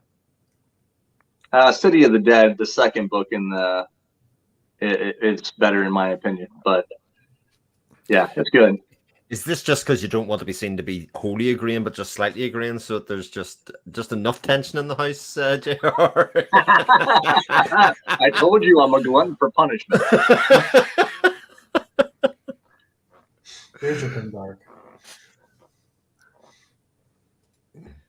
When it comes to traumatic books, I love deconstructing why it bugs me or bothers me. I just want to be clear. Like I have nothing against people who like dark stuff. Like if that's your jam, that's fantastic. I mean, if you find your jam, enjoy it. No, I think it's the heart of it. No, I think it's a really interesting topic to discuss. I think it's worth discussing. Yeah, definitely. Well, I mean, it's the difference between Marvel and DC. I mean, Marvel makes more money because they're lighter and happier, and but some people want DC. But Marvel only really started making money because they made it dark enough. Yeah. I think when Marvel was the 70s, 80s, and everything was colorful and all of that kind of stuff. It didn't grab the widespread appeal that it has now. It had to go to a certain place, like billions of people had to die by the snap of a finger for it to have real catharsis, Yeah. In one ways, but and you're right. The two things are very chalk and cheese in that way, but I think it had to go have enough.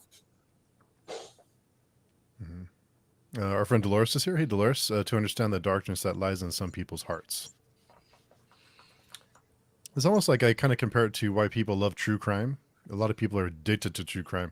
I try to stay away from that because that's a little too much sometimes. I am that meme where you walk in, you keep walking past what your wife is watching, and it's always some serial killer, and you're just like, "Is there anything you want to tell me, babe?" Yeah. Is there like you go to your computer, you realize it's up on the HR page of your job, and it's like, "What's your life insurance policy?" Yeah. How much do you get if you die on the job? I don't remember clicking on that. Did I open that page? What happened here? Well, and Steve, I'm with you. Like when it's real, it's an entirely different thing. Like I am shamed to admit that I walked out of Fargo in the theater because at the beginning it said this is a true story. And when they killed the wife and made her look like an idiot, it bothered me so much that was somebody's wife. That was a real person. How dare you? And they were playing with it. And I couldn't do it. So like when it's real, that's a totally different ballgame. Yeah. But it's the same thing for video games, really violent video games, the derived pleasure from murdering thousands of people over a couple of hours period. Yeah. But I also think a lot of the really great stories that get told in all of those genres, like movies, films, books, etc., are the ones that really confront that head on and say, actually, what is this about? Or what, Apocalypse Now, that kind of stuff, which really goes to the heart of well, these terrible things that happened, what's going on here? Is it just mad? How do you point? All that kind of stuff. Or with The Last of Us, where it's all worth something. Yes. In the end, right? You go through all of this for a reason. You're not just murdering thousands of vampires or zombies or take your pick.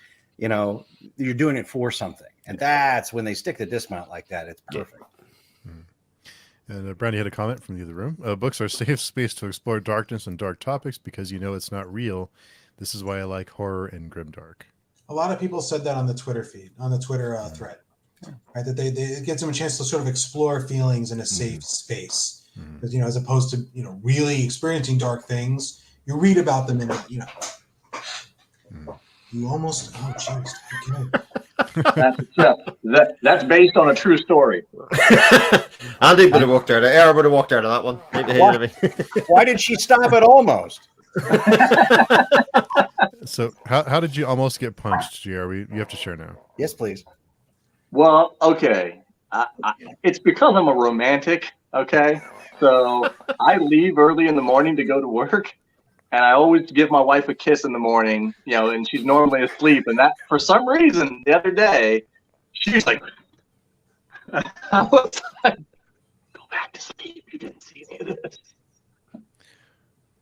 Oh, you broke up there. Oh, reached the pinnacle of the story, and Yeah. oh, you got to do a repeat. We didn't get the end of it. Oh, well, I gave her a kiss, and then she just jumps back and like, what the hell? And I'm just, go back to sleep. You see nothing. You woke the bear. That pretty much, yeah.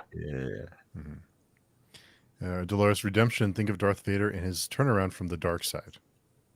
And our friend Leslie's here. Horror Dark Fantasy. I'm not there for a happy ending. No, That's a Kill them lie, all. Leslie. That's a lie. You like a happy ending. You don't like only a happy ending, but you do.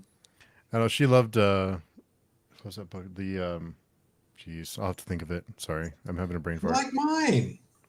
Blood, happy death, ending. murder, false hope. Put him through it. You also like a happy I do think you're right though. Like, people act like people say they don't want a happy ending, but like, It's just like a massage the- parlor. They like, say they don't in the- want it, but we know.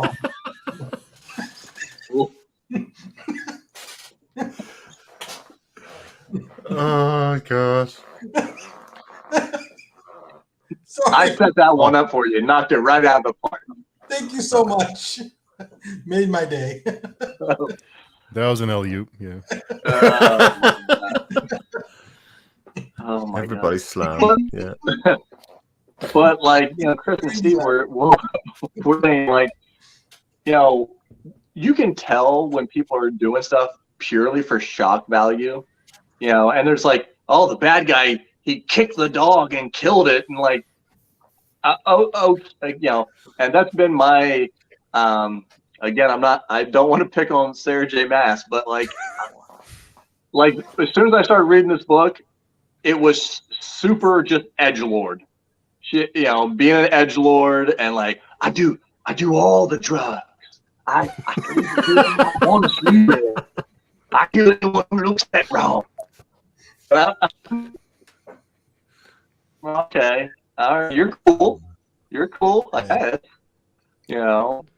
But like, if you're gonna do evil stuff, it's gotta mean something. There's gotta be something behind it. It can't just be like, I'm the evilest person in the room. Look what I can do.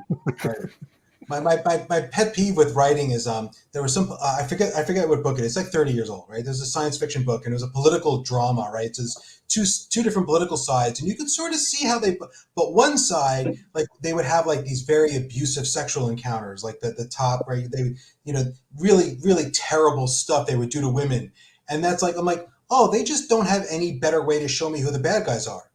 Mhm. Like, you can't like make their political stance clear. So I know I'm supposed to root against the ones who torture women when they're having sex with them, as opposed to the ones who don't. I'm like, come on, like, that's lazy. Like, you gotta do better than that. They happen to be sadists in their sexual lives, and I'm like, it's a pet peeve of mine. So this is an example of like darkness where it's like, you got to do better than that. Or in movies when they put the bad guys come on screen and they're basically dressed as Nazis. Just to make sure you don't miss it. Yeah. They're definitely the bad guys. That's why you should root against them. It's a visual shorthand. Yeah. Yeah. I mean, one thing I would like to take on at some point here is writing a novel where the villain is actually the main character, and somehow get people to hate and love the character and root for them. I think that would be a nice challenge. Would you ever actually tackle that? Is I that something that you actually could explore? Do you have time to do that? I plan on it. I have my kind of universe like plotted like 10 books out. Okay. Different characters. The way I'm setting it up is my first book, character's name is Simon, and it takes place in the 1600s. The second book was More Than Gunslinger. It's a different character. She's gunslinger in the, it's all fantasy, different types of fantasy, but it was in the 1800s. The third book, I'm coming back to Simon, and then I'm kind of spreading out different characters, different books, cameos, crossovers, and stuff like that. But there is a character that I would like, I kind of plan on trying to write a book about, and we'll see. We'll see once I'm kind of in the beginning of it if I think I'm going to be able to accomplish what I want to accomplish with it. And it's like, because he's the worst. I want to write a book like, why are you writing about this awful person? So Nice. But it's also the same as the bad guy who ends up being very good in the end, without using obvious like wizard examples, etc. That kind of thing. But you play with the possibility of who could be good, who could be bad, because that's what keeps the reader, watcher guessing. That's the theorizing that goes on and says, well, what if they were good or what if they were bad? How would that change or inflect the story? Well, kind of like the and it's not that it's never been done before, but it's kind of like, okay, this guy's a monster, but he's our monster. You have a worse enemy coming through, and you have to use your monster to attack, them. Well, that's the foundation of shonen manga, right? Hmm. It's always like, you fight this dude, and then he's the worst person ever, but then you beat him, and then you become best friends, and then he helps you fight the big bad. That's the foundation of Dragon Ball Z, Naruto. They all do that, and then that someone's serious when they don't get redeemed. Like, oh, Cell, he doesn't become their ally in the next volume, and then he's really like, wow. But even Frieza, like, they end up using. I don't know if any of you guys are Dragon Ball fans, or I'm talking to myself. But I stopped after the Boo Saga. Okay. It's the middle section of Princess Bride. You beat the swordsman, and the swordsman becomes your friend. You beat the giant, then the giant becomes your friend. And then you kill the other guy. And you all go off to fight Prince Humperdinck together. Ta-da! I do love a Band of Brothers story. Heck yeah, man. Always. It's weird. I don't know if it's like kind of my background, but I actually prefer friends stories where friends come together and like, buddy stories where they fight for each other and stuff over family. I don't know, like a lot of I don't know if it's because my family was crazy, but like, there's something about like, two friends that think of each other as brothers fighting for one another.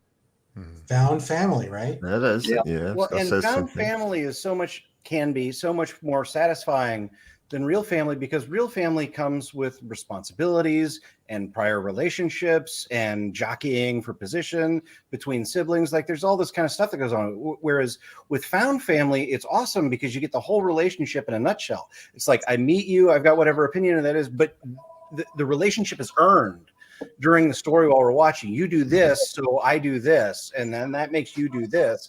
And watching those relationships come together is great. And when they don't go the way that you're expecting them to, or you got a nasty little twist in the middle of it, even better.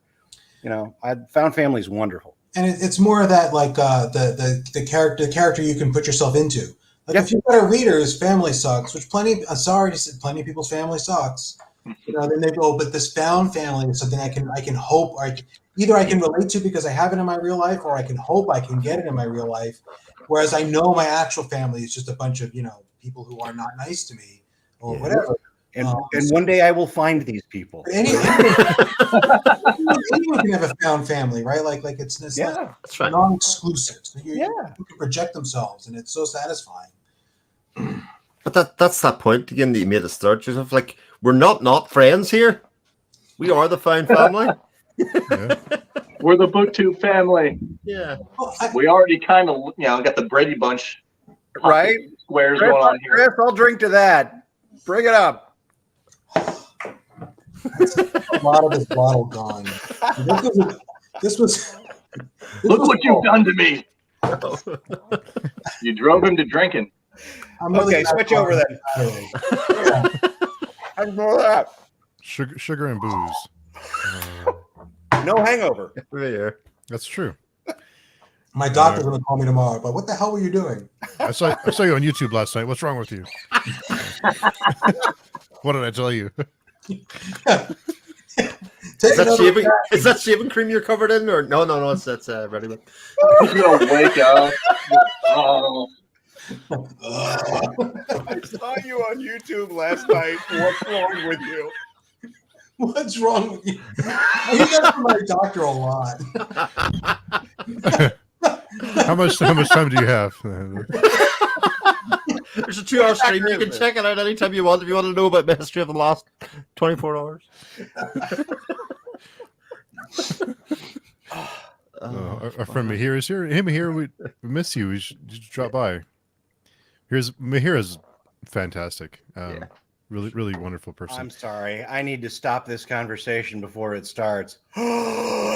DC has been owned by Warner Brothers for 35 years. I was working with them back when Sandra Bullock was the person that they were talking about. Should we get her to play Wonder Woman? Right? Oh, wow. Nicolas Cage was a serious conversation for Superman. For 35 years, Warner Brothers has never been able to get it right. Don't expect anything else. I like a Sandra Bullock Wonder Woman. That's sure, why not? That sounds good to me. But that's maybe not now. I don't know, but maybe yes now. Maybe that's the point. Yeah. It's so crazy that they're going to go ahead with the Flash movie with what Ezra Miller has done, but you had the perfect human being as your Superman. Like, Finally. Okay, I don't want to get too weird here, but I've said, and I told my wife this. I was like, you know what? If aliens came down and they're like, we need a representative of your male species, we're picking Henry Cavill. We're like, okay, go, man. You go tell him, show him how good we can be. Like, that's the guy. Like, he's a nerd. But he's in shape. He's a great actor. He has a perfect voice. Yeah, and he can paint miniatures. What more do you need on the galactic scale? Motor skills as well. I mean, perfect dexterity in his fingers. Come on now. And he's a fantasy nerd. Yeah. Yes. Have you heard him read the first chapter of The Witcher? Of the first book? I was like, just redo all the books with him as the audio guy. Take my money. He does seem great. And the cool thing, he was in there reading it with scotch. He was like, I'm like, dude, this guy's the coolest human being. That's why I'm not letting Hollywood do a movie adaptation of my books. It's got to go to India. But they keep calling, Joe. I'm holding out for Hollywood. I want the producers of RRR to make my movie. I got my cast and everything. It's so weird. Like, I'm nowhere near this, but my best friend always like he's like, Joe, if it hits off, man, you got to make sure you got control. Don't let these people get control of your stuff. And on a more serious note, like me and Nathan my friend Nathan, we have the most serious, stupid conversations, and so we go into the conversation, and I'm like, Nathan, because he talks about Jim Butcher in Dresden, how bad the show was. And I was like, well, he was only like 6 books in. And I had the privilege of interviewing Richard Kadrey, the author of the Sandman Slim books. And he said he didn't get a royalty check until his 5th book. Wow. And so he was living off of the front money on that. Yes. And I'm like, Nathan, like if my books take off a little bit, not a crazy lot, but enough that somebody was like, hey, we could catch this on the cheap and make a show out of it. If they came to me with like $100,000, I don't know if I could say no. Oh, I'm taking it 100%. Anyone out I don't know what Jim got offered, but like if they offered me enough to almost pay off my house, like I don't think I could say no. You are correct. And then if they made a crappy season of one of my books, it would suck, but my dream is to have a crappy season of my books and buy like a Mercedes S-Class. I'm actually driving around like, yeah, It's a shitty, crappy It series was out there with my name on absolutely it. terrible. Look at this car. Look at the favorite lighting. Look at the ride. Coming June 13th, Wistful That's my dream. Offending. I want to sell out. The problem is I've never had an opportunity. No one's asked me to sell out. I know. Make it happen. But you Make it still happen. always have your books, though. You see, if any IP worth turning into a TV series will start in something good, and you'll just have like thousands and millions of people as fanboys for Joe Burns' books. The books are amazing, and the TV series sucks. Oh, and by the way, the next book's coming out next week. You know, Yeah, that kind of thing. right. You know, you're good. Going to the bank. Buying a car. Well, and that's I'm pretty sure that's especially if you get your first deal, I'm sure that's the big sell. I'm sure that they're going to be like, okay, we're going to offer you 100,000 and we're going to do 2 seasons. But now that may not sound like a lot of money to you at this point, but you're going to sell thousands of books, which probably is true. I mean, if you look at Twitter, you look at like the authors with the highest following, it's all authors that have adaptations. Mhm. Brandon Sanderson, I don't know what he's at now, but like last year before his Kickstarter, he was only at like 300,000. I mean, that's a lot, okay. But like Sarah J. Maas and all these ones, they got millions of followers, you know. So I don't know. Can you offer me some money to sell out? That's all. I would do it for free. I want Bollywood to buy me out and say, we're going to make a movie of your stuff. We're not going to pay you. We're going to fly you out. We're going to introduce you to like all the people who like do these movies that you love. We're going to have you like at a dinner table with like your favorite actors and actresses. I would take it in a heartbeat. I'm like, don't even pay me. You want to fly Live me the out dream. to like Ronnie Mukherjee? Man, I'm there. Shah Rukh Khan at a table? Man, forget it. Forget it. That's my Whatever. dream. That's my dream. That's never going to happen, but that's okay. Hey, you never know. Never know. That's my Got a dream. couple of comments here. Everyone died and the world collapsed in darkness. Okay. Me, pelvic thrust. What? Are we in the gym or is this a sexual? I'm going to assume it's the latter. Yeah. It's JCM. We're not in the gym. I have not been to Thailand. Oh, we're talking about happy endings now. Yes. Yes, I have seen the. Never mind. Did anyone watch the Hannibal TV show? I hear good things about how complex they made the characters. I haven't seen that one. No. I haven't seen it, but I hear similar things around the day. I hear somebody is supposed to be doing some videos on The Last of Us. HBO is releasing The Last of Us next week.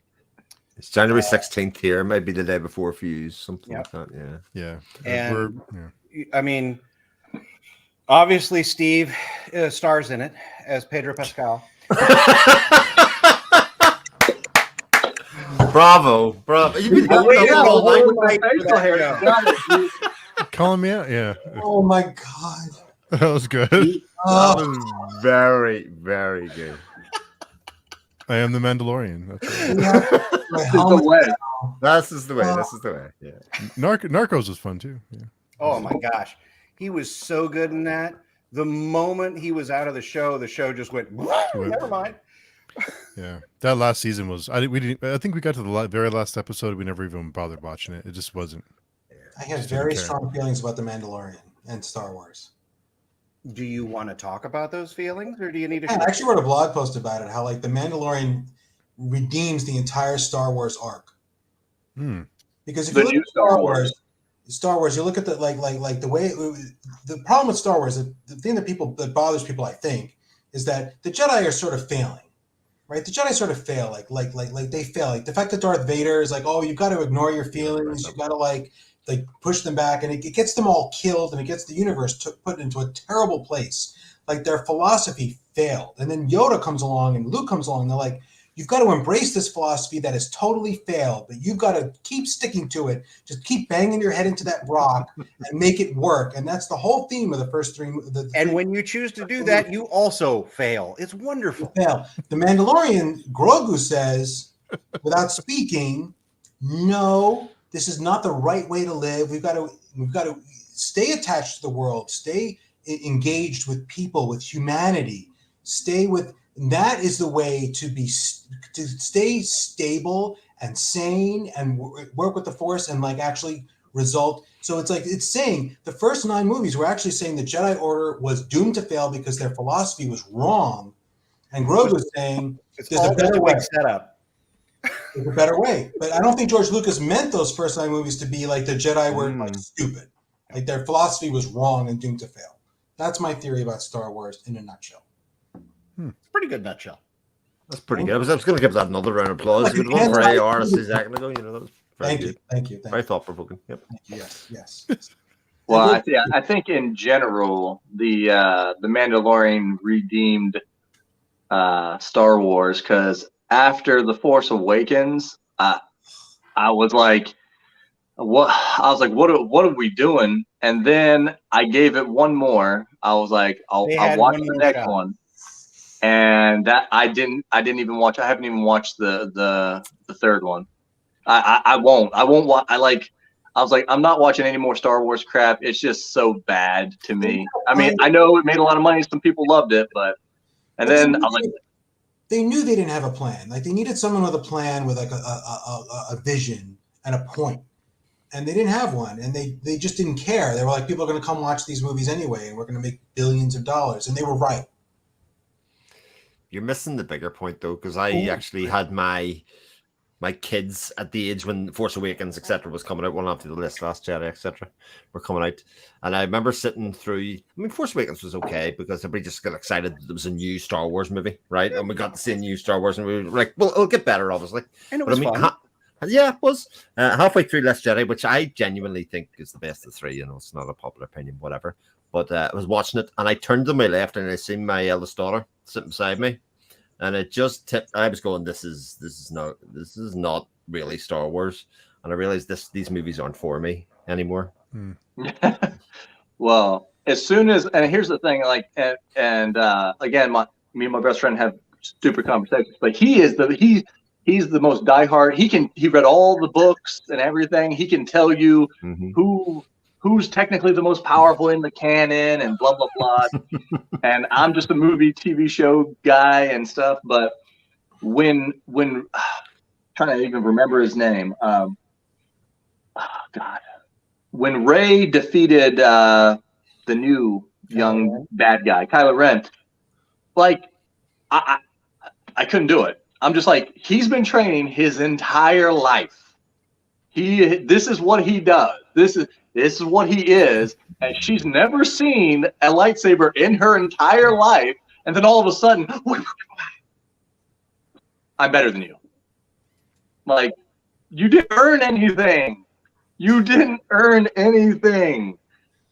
I want heroes to win because they have qualities that we admire. They want them to have virtues. The virtue can be that they've worked really hard, which she hadn't. The virtue can be that they're clever, because we think of cleverness as a virtue. If she had found some clever way to beat him by doing something interesting, like throwing sand in someone's face, like from the Gladiator movies. Like if she cheated, that would have been better. Move, right? In a small way. She needed to do something virtuous, something to show us that she had some kind of positive quality. Yeah. But just being stronger is not a virtue, right? Like just winning a tug of war. It's not I'm impressed by that. Yeah. That's I just giving my theory of endings. I'm going to stop writing books now. I'm giving away all of my philosophy about writing books. About writing books.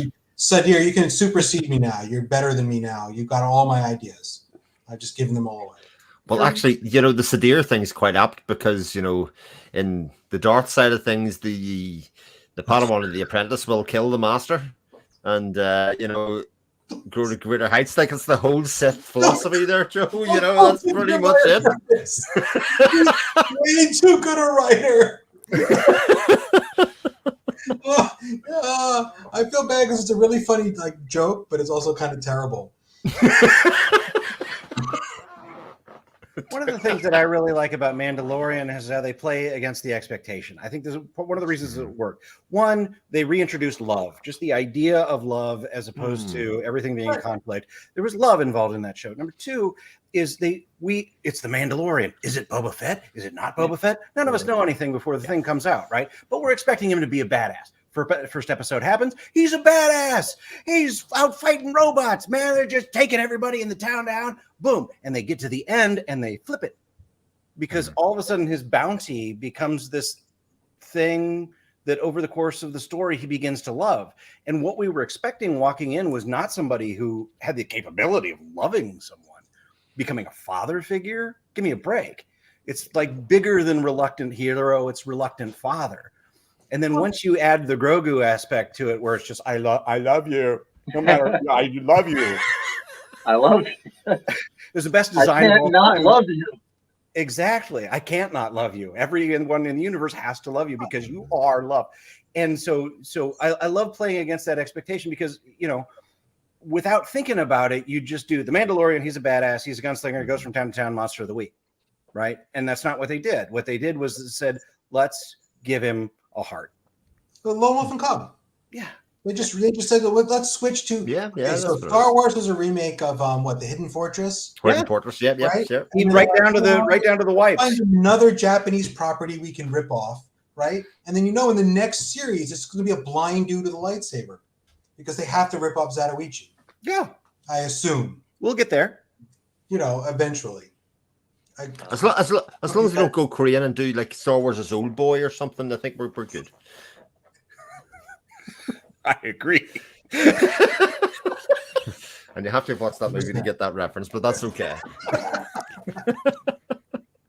Let's just say I watched that movie beside my wife with my headphones on, and 15 minutes before the end of the movie, I flung my headphones across the room and went, no.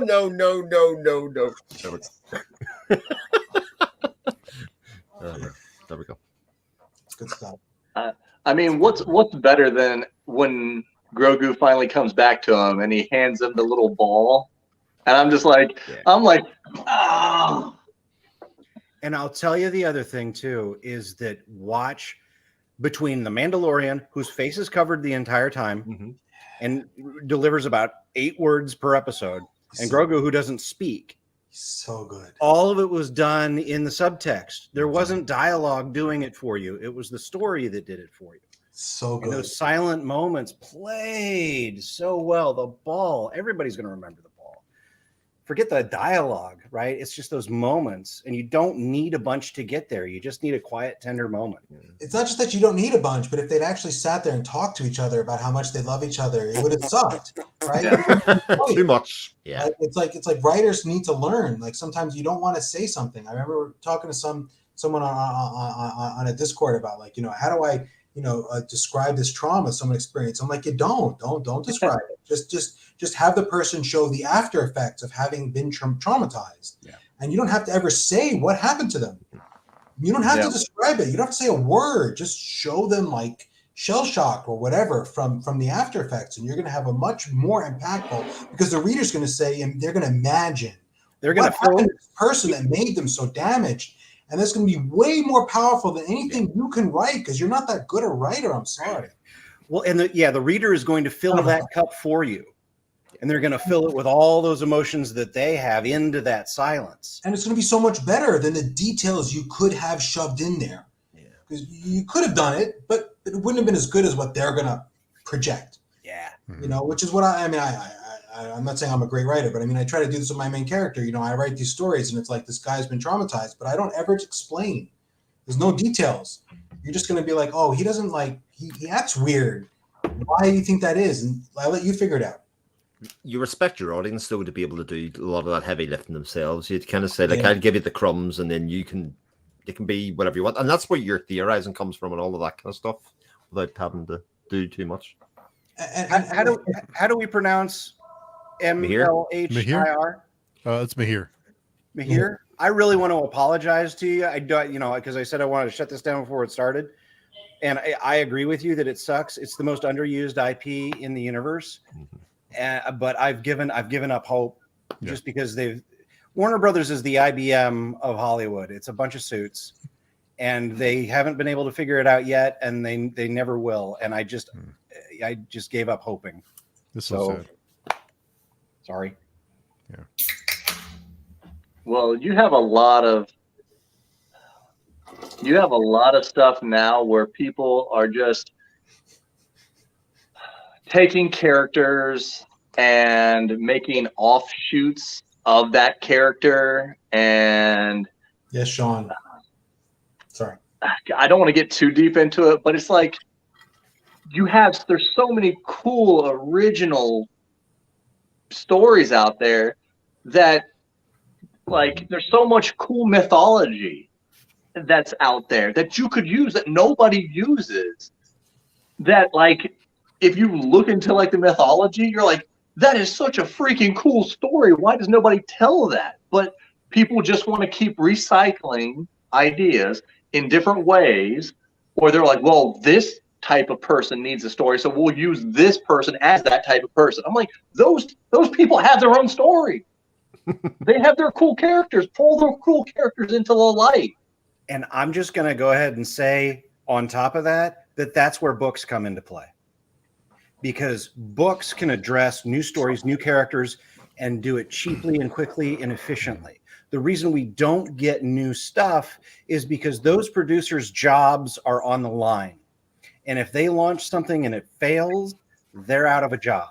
So it is much safer to do something that's franchise. That's why you're going to get, a Batman every 3 years for the next century, because it's much safer to do that. We know the audience is there, and it's so hard for them to do something new that books have to pick up that slack. And one person, AR, right? Like, Andy, you figured out that people need to hear this story about Jack. Sure. And you got to, on your own, with your own two hands, make that a reality. That is not possible in the movie world. Absolutely. You didn't have to convince a team of people with money and resources and talents to work with you. You just said, this is something people need, and you did it by yourself almost. Let's go. Yeah, absolutely. And the other thing, and circling back to what we were saying earlier about, if Hollywood offered you money, blah, blah, blah. It's all great and fine to talk about it, but one, it's not going to happen, obviously. But two, when you get picked up, it's not yours anymore. Right? Yeah. Whatever you wrote, that's neat. Thanks, writer. Yeah. You're not going to be allowed on the set, much less have any script approval. Yeah. Right? We'll pull a Witcher and just start taking it apart. Yeah, because it belongs to somebody else now, and it's not even just one person. It belongs to 25 other people who are making decisions, and they come up with this thing that is based on what you did, and they put it out. It's going to have a completely different coloring to it all the way through. They might even like your writing. They might not even like your writing. Right. They just got hired on to do a job. Or they may love your writing. I mean, take a look at the original Stephen King movies. They suck because it's so hard. What makes King brilliant is the narration. And there's no way to do that. So what becomes the first really successful Stephen King movie? Shawshank, where they just have Morgan Freeman read the book. Morgan Freeman. You pretty much talked about why I came back to books the way, or there, because I just finished Expanse season 6, and I was like, right, do I really have to wait 2 or 3 more years to get another sci-fi story as good as this, or a TV series that fits in this? One, I'll go back and start reading books because there's more story to come. But when you start reading books, you realize there's just an endless amount. There's more stories than any of us can ever read, and then you end up reading books that are in genres that you'd forgotten about, like I would say the adventure genre that they end up reading Blackjack for, and then you go, fuck, I used to read these. When I was a boy, I used to read these I couldn't get enough of these when I was younger, and you get brought back to that part as well, and you go, this is awesome. Like, there are the stories out there, and they're there to be digested and enjoyed. Well, and the thing is, it comes back to the writers, yay, but also you guys and everybody like you, is because, again, I always say this, you guys are the first line of defense. I got 900 million books to choose from, right? Without you guys scouting the way ahead, I'm dead, because I'm just going to either pick up whatever the mindless pablum that they're shoving down my throat this week because they just bought the rights to it to make it a movie, or I'm wandering in the desert hoping something good is going to happen and failing.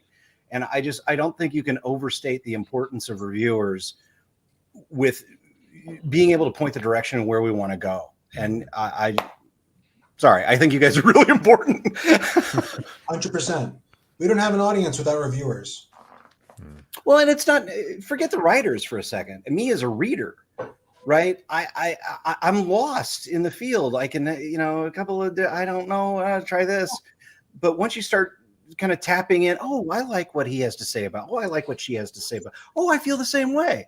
Then all of a sudden you start widowing it down to the stuff that you like.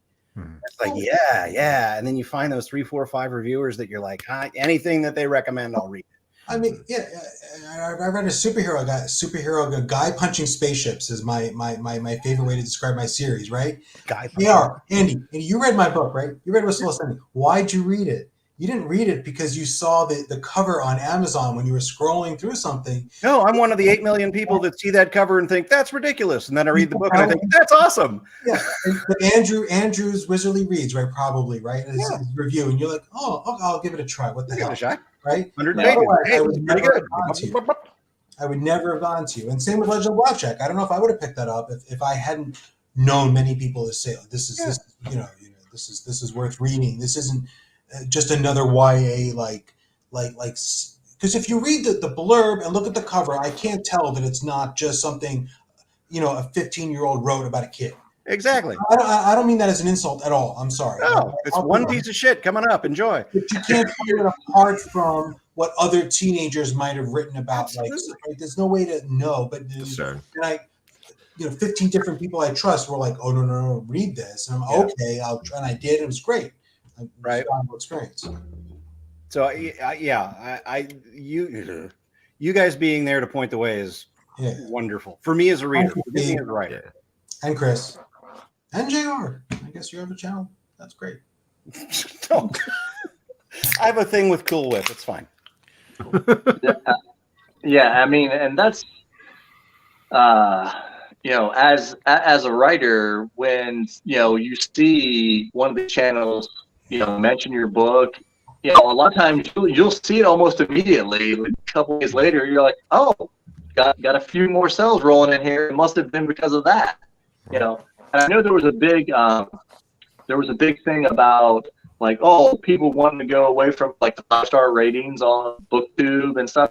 And really, the only way that the 5-star rating system really works is if you watch that person all the time, and then you're like, okay, this is what they think a 5-star is, and I like what they like, so then it's probably going to be a 5-star for me. Yeah. In most of my reviews, if I'm doing non-spoiler, well, even if I spoil it, it's like I try to tell people how did it make me feel. This is the emotions it's going to pull out of you. This is this is how fun it was, or this is the type of book. Is it dark? Will it creep you out? That's kind of that's kind of how I do my reviews. I don't really give star ratings or This is what I felt. You might feel it too. Yeah. If you've watched my stuff and then you think you're along the line of what I like, then you're probably gonna like this. Comps and the description of this is the genre, these are the tropes, this is the level of audience is so much more valuable than a star rating. Because a 5-star rating doesn't mean anything. But if you say, if you like Dresden, you'll like this. That is way more useful.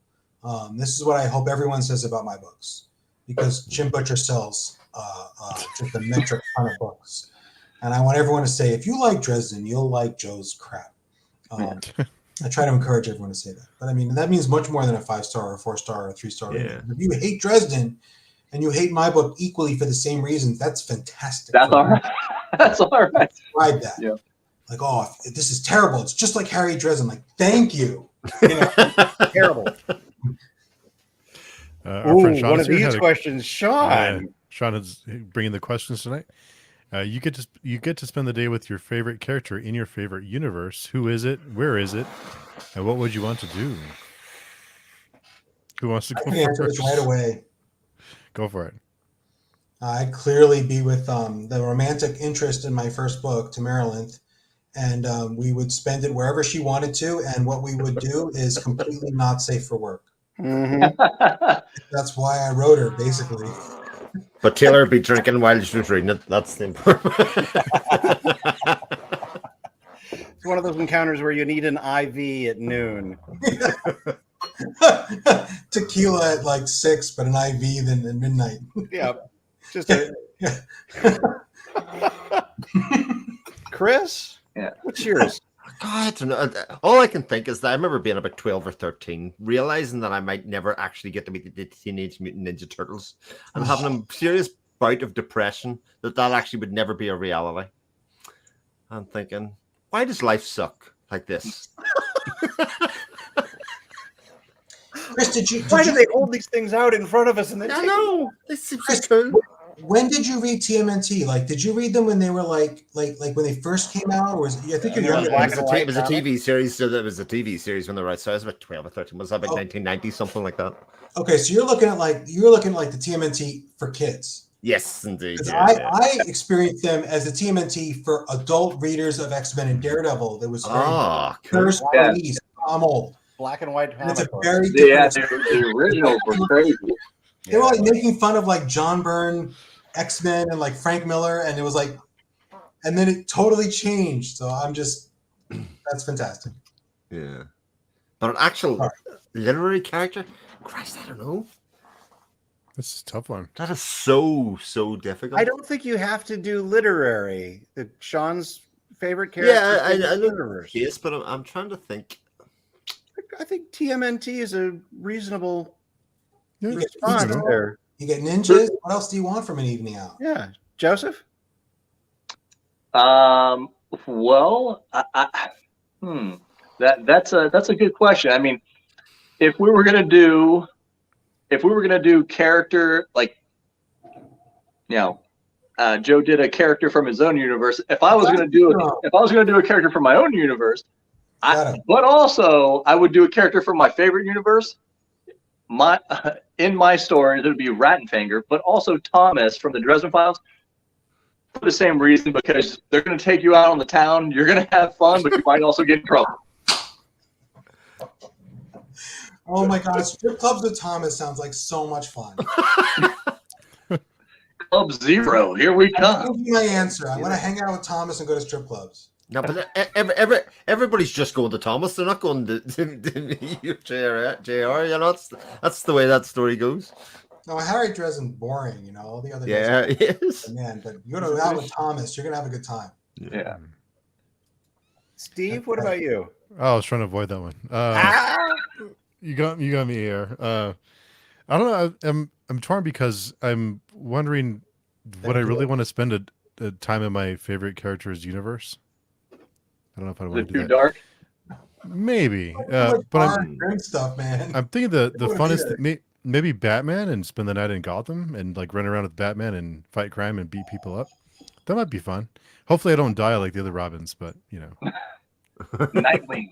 What bar does Batman go to after a night of beating up the bad guys? Right? I think he probably finishes more like after the bar's closed. So he probably goes to like Waffle House or something after he's done. Like, probably too late. Probably too late That's for my kind of bars. superhero right there. Yeah. Right? The Batman at the International House of Pancakes. Because when Gotham's falling apart, you can count on the Waffle House still being open. Can a pot of coffee and pancakes. Mhm. You're good. Colt 45 works every time. Thank you, Billy. We'll spike some coffee. And Leslie, hey now, I totally read Wistful Ascending because of the cover. Yeah, but ask AR about the cover. He gives me so much grief about it. Oh yeah, absolutely. Purple jumpsuit. Well, and Joe's talked about that before. Is that there are a good number of people that, because he put effort and thought into the cover. He modeled for the shot. He made sure that the artist got all the expression down.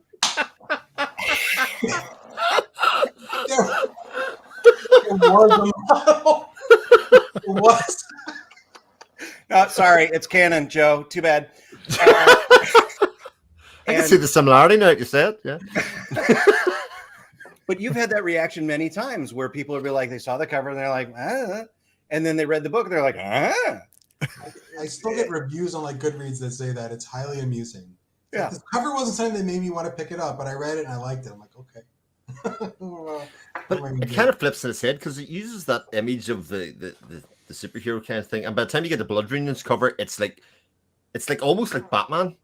Yeah. Like I think it's nearly like the Carrel with the dipped head, and like there's a seriousness just conveyed in the cover from the kind of the Marvel-esque part of the verse. So the covers of Chris McGrath, who's well known.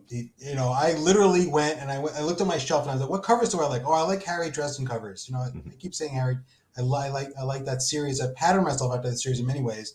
I'm like, well, who did these covers? And I literally Googled it and I'm like, oh, Chris. I emailed him like, can you do a cover for me? He's like, sure. I'm like, all right, great. That was the process. It was very dumb. But the covers are fantastic. But I don't know how to convey to people that it's not what you think when they look at the cover. I don't know how to say that. I don't know how to put it in marketing. Steve, would you mind going back one comment to Leslie? Sure, of course. I don't know how many people are in the chat, but certainly the 5 of us are witness. Leslie, obviously, sometime in the next 3 weeks, you need to mime a book review. You said you were going to do it. We are all witness to it. We're looking forward to it. I like listening to Leslie. I like, I like you're trying mime a book review. It's an accent.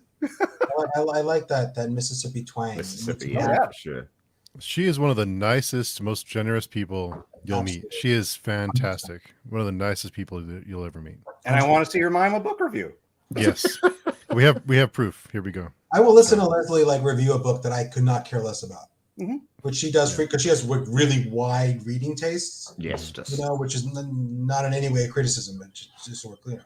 But she'll review books I would never read, but I'm just like, oh, I'm just enjoying listening to her. Well, like my favorite videos of last year were probably Sarah Reed's vlogs of changes on down on the Dresden Files, because she was so emotionally invested. I mean, you've seen her crying and her I'm like, I've never seen such emotion about but that was just, I mean, like you said, body language and just seeing how certain stuff affects you, be like, dang, and then seeing people happy when they're reading books, and I think it's kind of like a difference between like listening to music and being at a concert. It's like, well, yeah, them singing on stage normally isn't quite as good as their studio, but just being around everybody and feeling the emotions off people makes it even better. And sports is the same thing. But so watching people read books that are, especially if you've read them and you're like, oh man, I want to see how they react to this. And,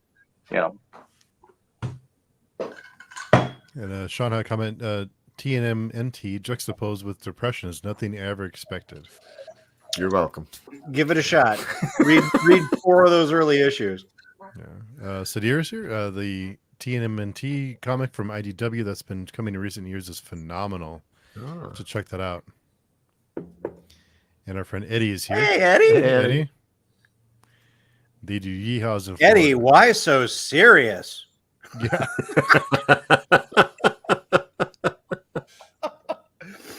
Very serious picture. Very serious, yeah. I hope to be in Florida in March for the convention. So that's the plan. Which convention? I forget the acronym. It's ICFA, isn't it? ICFA or something like that? Yeah, I think it's ICFA, yeah. That's a terrible acronym. It's a bad acronym. Oh, is that the one where all the booktubers were at last year? Yeah. It was. Yeah. Hope to make it this year. Good stuff. Where all the kids wrestling matches are supposed to happen. Beard looks good. My author dream is to have a convention of my fans, which would never happen, but it's my dream, called the Berne Convention. Why would that never happen? Well, it's highly unlikely, but it's hilarious because the Berne Convention Berne's the capital of Switzerland, so it's the actual convention. Yeah.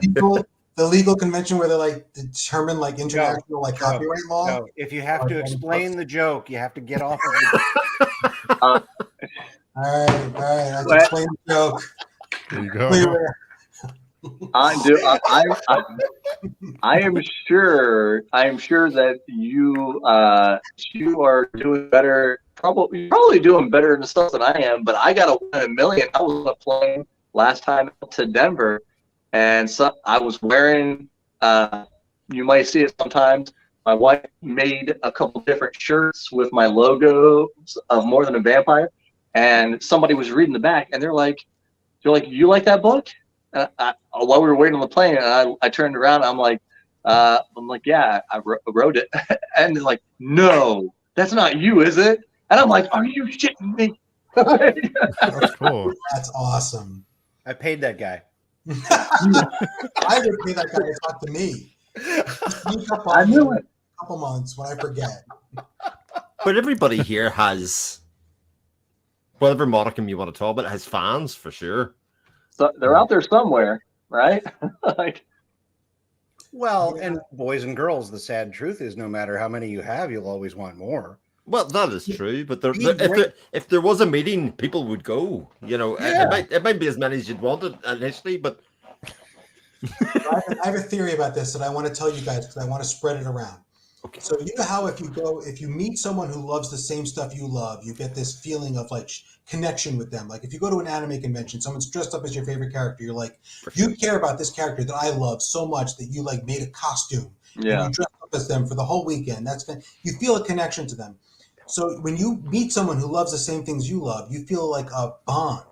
And when I write something, my books are what I want to read, right? I'm writing the things I love most. Everything I love most is put into my books. When someone else loves my book, I feel exactly that same bond with that. So there's people out there who I don't know who if they love my book, I love them. We have this connection. And this is to me, I finally figured this out like just recently. This is what not that it bothers me. It's not that it's wrong, but it's what I think people lose when they write to market, when they write pulp, when they write because they want to sell, because they're not writing what they love anymore. They're writing what the market demographics tell them that they should write. They're writing what some indicator tells them will sell and make the money. And that's not wrong. They're not bad people for doing that, but they're losing because they're no longer sharing. They no longer have that connection with their readers because it's not what they love that they're writing. It's what they think will sell that they're writing. And their readers are just people. The readers are people who love that stuff, and they're like, "Oh, that's so cute! You love this thing I wrote. That's nice." But there's not that shared passion anymore. Thank you, Consumer 229. yeah. That's what's so neat about indie writing, right? When Andy or when we release a book, no one at a publishing house said you've got to change it this way to reach an audience, to make it marketable. We had no freaking clue what we were doing. We were what we loved, and we hope you love it too. But if you do, we are kindred. We are kin in a way that you are not if you are a regular writer, or if you're writing to market, or if you're trying to make money at this. I mean, I want to make money. Don't get me wrong, I really do. But I fundamentally, I just really wrote what I loved, and if it makes money, that's fantastic. But if it doesn't, well, that's just too bad. Yeah, because when you bump up against somebody that really likes it, it's like you understand me and I understand you a little did bit. we just become best friends? Yeah, right? We're friends. Like, yeah, okay. We're friends. Like if any of my fans come like to my house, I'm gonna take them down, pour them a shot of tequila. Let's talk. Like we're good. I'm going to put him through the metal detector first. But yeah, Well, and it's just like Joe said, like that's kind of I've had this idea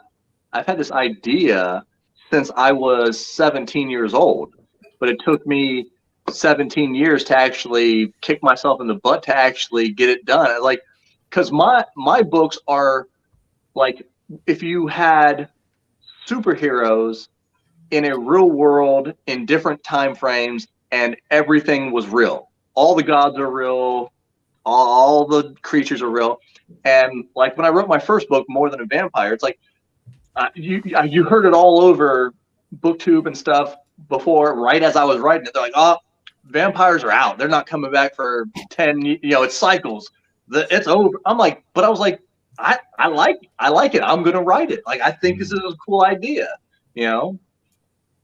So like you said, it's like if you're not trying to write to market and you find those people who like it, there's nothing better than like whenever I see, like I just got a review not too long ago on More Than a Gunslinger, and the lady who wrote it, I was like, she might be a better writer than I am. Like, I was like, and it was kind of touching you. I'm like, that's such a nice what you wrote.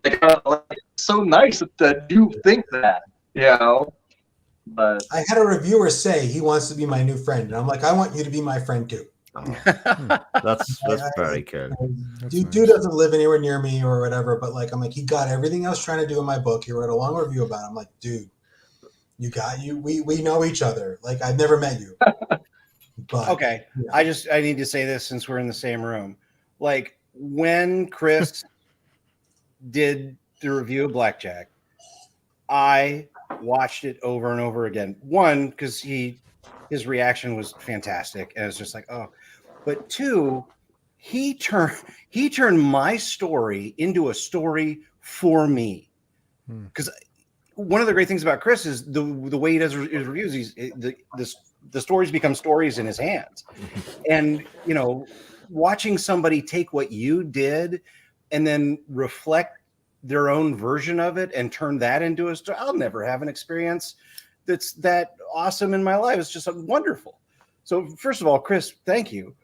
But yeah, I think when you're writing from your heart and somebody else connects, it's just like, yeah, there are very few things outside of a real actual relationship that you have with good friends that you're lucky to have 6 of them in your life at any given moment, and your family. It's right there at number 7. I'm with you. Yeah. It's tough because myself and Steve especially have talked about doing reviews of books and things, and it was around the time that we were having that conversation that I did the Blackjack review, and I was kind of like, you know, you kind of go along and think what other reviews are, and I was like, stuff all that. I just want to, and actually I kind of made notes for myself when doing yours, AR, and it kind of I riffed, because as I started talking about it, it started just coming out of you, just like I'm sure it does when you're writing it and all of that kind of stuff. And you just kind of go, you realize when you reflect on something and you kind of go, actually, that's what this meant to me, or that's why this meant that to me, etc. Those things are so cool. And from my point of view, and it's one of the reasons that I probably don't do enough reviews, I want my reviews to mean something. Do you know what I mean? You know, when you put them out, I want them to, well, first of all, be a thank you to if I really enjoyed a book, here's my thank you to the author to say, right, I really enjoyed this, and this is my thank you. This is the best way I can do to thank you for giving me or entertaining me over an 8, 10, 12-hour period, whatever it was to read. But also that it kind of stands up, that further down the line that I'll look at it and go and remind myself why I like the book. Yeah. So when Blackjack Book 2 comes out, you know, whenever that may be, whatever it is, and I'll go back and watch my review to kind of remind myself of why I'm excited for that universe, you know. Oh. And Joe's got the phone call. Sorry. Yeah. It's finally taken it. He's going to come back. Sorry, guys, I did sell out. They offered me $100,000. What is actually happening? He's away for a second can of that. He's like, you'll know if I hit it big because you'll never see this face again. Put the rings on. And our friend Sadir is here. Speaking of conversation, any of you planning to attend Dragon Con in August? I'm coming over to the States for that one. I regret not going this last year. I should have gone. Where's it at? I think it's in Georgia. Atlanta. It's only 8 hours away. I am. I've driven there once. I am going to Iowa in July to Red Ragbri, so I will try to make it in August. I will try. I would love to meet you. If only they were doing something in Denver in third week of April, I'll be there. If only. If only. It's hard. It's like you got vacation, so much vacation time in the States, right? And then you got to I got my kids, and I got like my wife, and I've got Okay. Well, how many of you have gone to a convention and sat at a booth during the entire convention? Have you ever had that experience? Okay. I had a booth, yeah. Okay. Was it unbelievably god awful, or was it slightly better than that? No, like actually, I'm gonna. I don't know if she's still watching. I know she wanted me to. She's like, we got food, but I'm like, but she actually helped me so much with the Comic-Con that we went to. Somewhere around here, she made this big vinyl banner, ordered it online, got all my books together. I got she ordered. I have like posters and stuff, and we sat there and sold a good amount of books, and it was just fun. People coming around asking you, "Oh, that looks like that's a cool looking cover. What's this mean?" And then you just talk to people about anything, superheroes or whatever. What did you like? What do I like? You guys like Batman? I like Batman. Maybe you like my book. I don't know. Steve, you did too?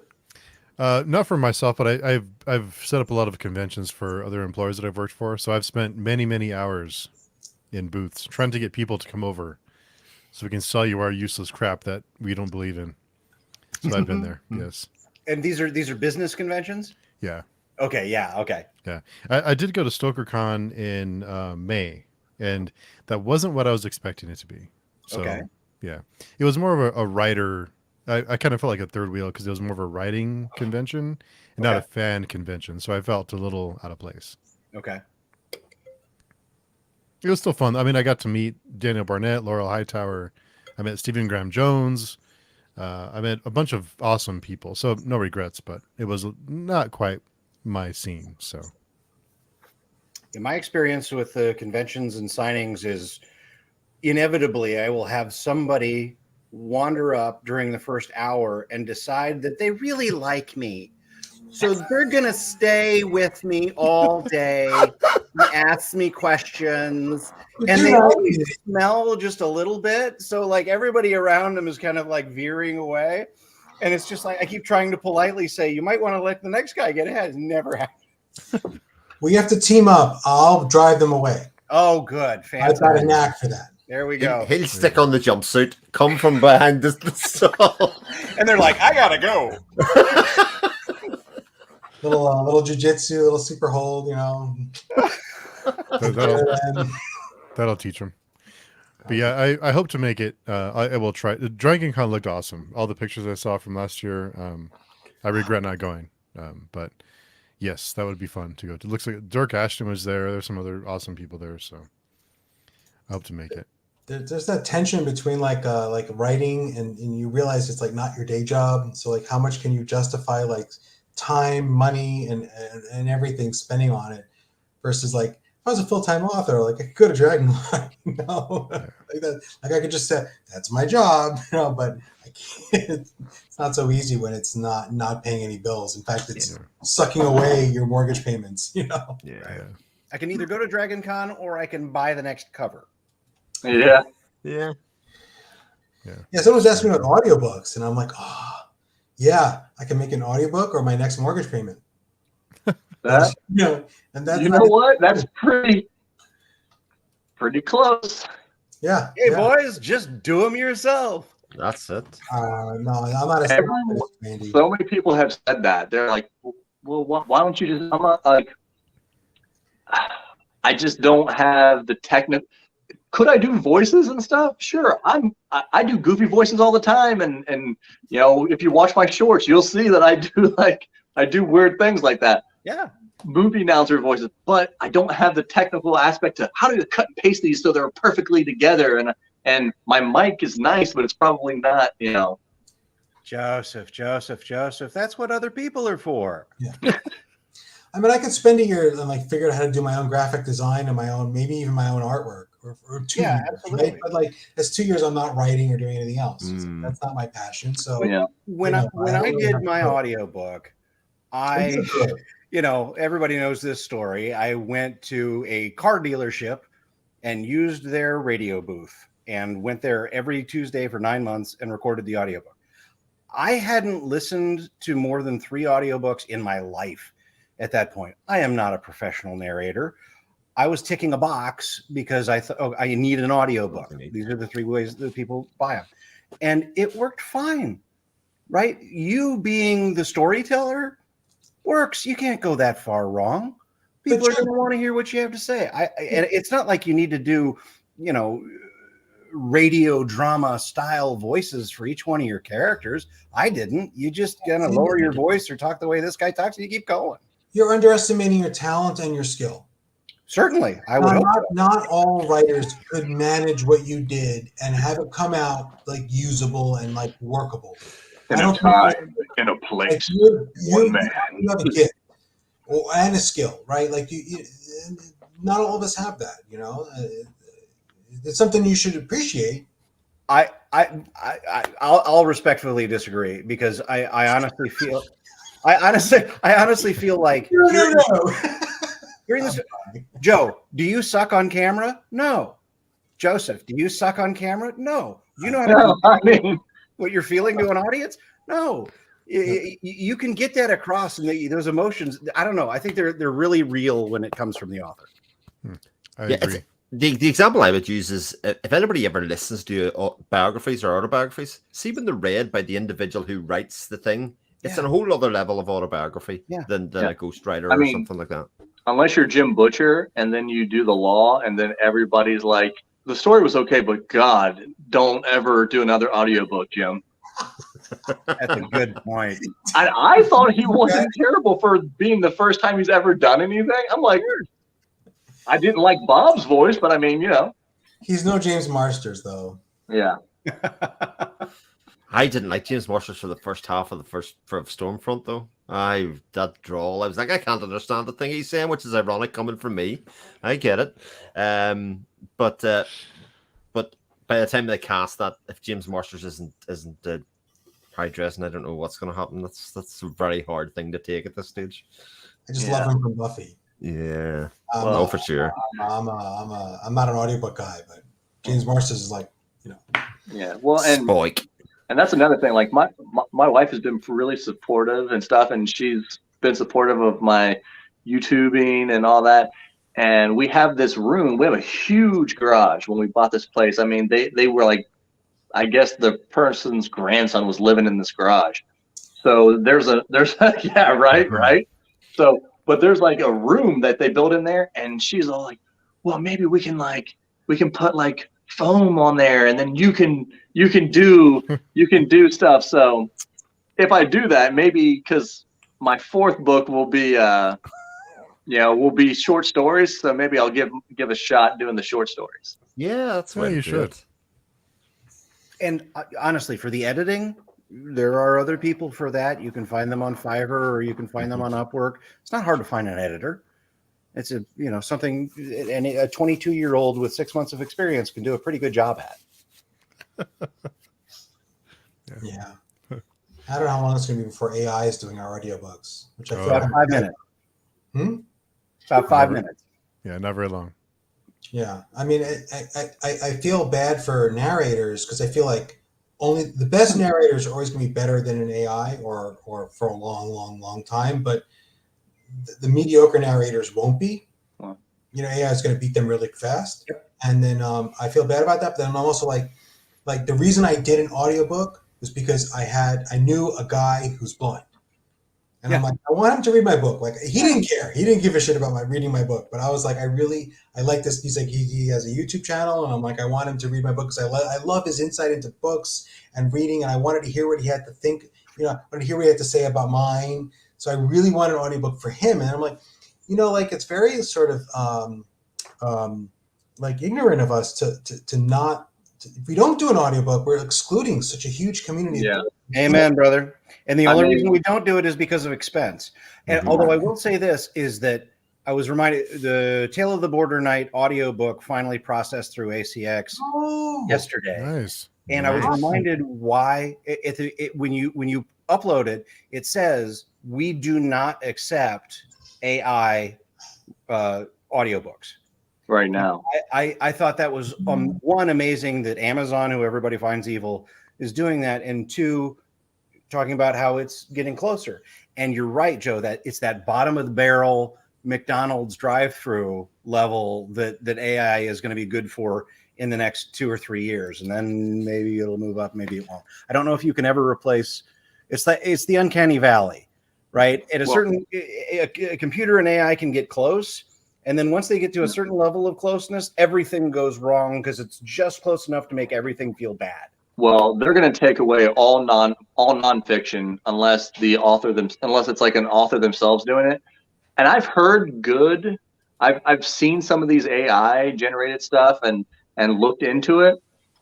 And the thing about it is, even to get it to sound decent or good, you have to tweak those things so much. You have to be an audio person because they don't know how to do like inflections and how to pull the emotion out. You have to go and tweak all that. So you're still going to, unless you know how to do that yourself, you're still going to be spending money on people going in there and tweaking it to make it sound reasonable. Yeah. But we can't be that far away from you as an author saying like, okay, this voice should be done this way. This character is speaking here. Annotate your text. Put it through an AI. Oh yeah, sure. Pretty, I'm sure you could do that, but not as good as Travis Baldry, but a pretty good. And I'm like, that's a mortgage payment for me. Yep. Yeah.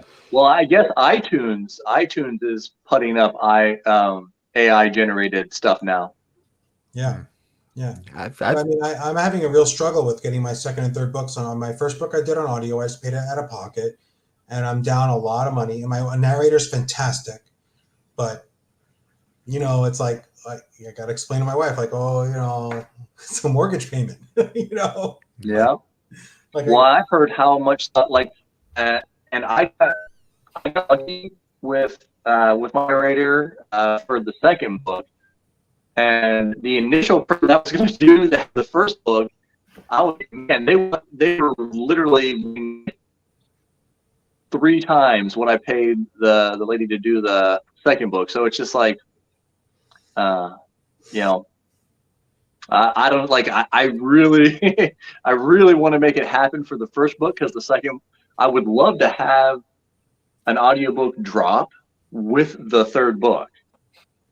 But I have to have them do the first book, so it's going to be two audiobooks, expenses coming out of that. yeah. Don't you love it when people talk about, I hope you're making a lot of money off of your books. It's like you have no idea what we spend to make them exist. Yeah. It's like, Well, this and that's is- I had a not my family, but my wife's family. She's like, no. And here's the thing: this is what audiobooks are really good for, and this is the big market. People who, me, are 10 hours a day, have an hour drive there, hour drive back, 8+ hours while I'm there. So a lot of times you can't, and I'm moving all the time, so I can't sit down at work and read a book a lot of times. I really have to dedicate a lot of time if I want to sit down and do it. So, but they would be like, well, if your book was an audiobook, we would get to it, and you're just like, well, yeah. So there's that big market that you're just leaving out there if you don't do it. Yeah, I keep telling new authors, like new indie authors, I'm on Discords with them, and I'm like, it really helps if you can afford to send physical copies to reviewers, and it really helps if you can send them audiobooks. Like people will take an audiobook and they'll review it and they'll like put it on their YouTube channel, and that's a lot of the way. I mean, I don't have a lot of traction, but I have some traction that I didn't have, partially because I'm like, I'll send you a physical copy, no problem. But like that's money, and like I'm privileged to be able to do that and not care, and to be able to pay for an audiobook and be able to send people like codes for an audiobook. But like, if you don't have money from your day job, that's hard. It's like that's a real barrier to entry. Yeah, and recognizing that it's a labor of love, because it's not a capitalist venture in the end. I mean, maybe you get lucky, but it's going to take lots of books and lots of time and lots of your own just shoveling money into the fire. And the reason these indie books exist is because somebody wanted to commit. Yeah. If you're going to be indie author, you have to think of it as like a gambling habit. Like I'm going to lose a bunch of money. It's an investment. Gambling, right? And then at the end of the day, like I'll die, right? But I'll have spent a bunch of money on gambling, but I'll have had fun. And that's how you have to think of your indie publishing career. And if you happen to make a profit on it, you just have to be like, thank God. Thank God. I don't want to put words in Steve's mouth, because Steve did the video on the costs and expenses of doing YouTube, which was very good. Oh yeah. But I mean, he made the point in that as well. Not certainly YouTube. Nobody's doing it for the money, Right? At a certain level. Same boat. But Same boat. But the creative experience and the creative endeavor is worth it, in some ways. And the people that you meet and the conversations that you have is really what you're investing the time and energy and money in. Now, if you can turn that into a long form career, like, we're all rooting for you. Like, there's no doubt about it. Like, that's part of the thing that we hope it succeeds as much as you do, because then it validates kind of our hobby as well in some weird way, Yeah. Well, you four guys we would never have had a conversation if I hadn't written books. Exactly. Right? And there's people all over who know who I am, who have had conversations with me, who would never have known, I'm not making money, but that's tremendous value there. Yeah. Well, and that's the thing. Like, I do, like, when I decided I was going to finally, get off my butt and actually get back to writing and stuff, I was like, well, I'm going to try and do my best. Like, I'm going to try and, and figure out how to market and how to do this and try to get people. But, like, at the end of the day, it's like, okay, I had this story in my head and I wanted to get it out. And then somebody out there, whether it's a person review or somebody tweeted at me or spoke to me, and they were like, man, I really enjoyed your story. I love this character that you created. And you're just there like, that's what it was all about. That's why we do it. Like, 1 in a million shot that you start making tons of money. But it's like, to get one or, every once in a while, somebody messages you and tells you how much they liked it. And you're like, that's what it was for. It's that connection. It's that communication, right? This person said, I love this thing that you love. Yeah, I made somebody happy for a few hours. I mean, that's all I want to do. Like, and this is what I come back to. And I know, like I said, like, a lot of people like heavy themes and they love all this like, I just want to make you happy.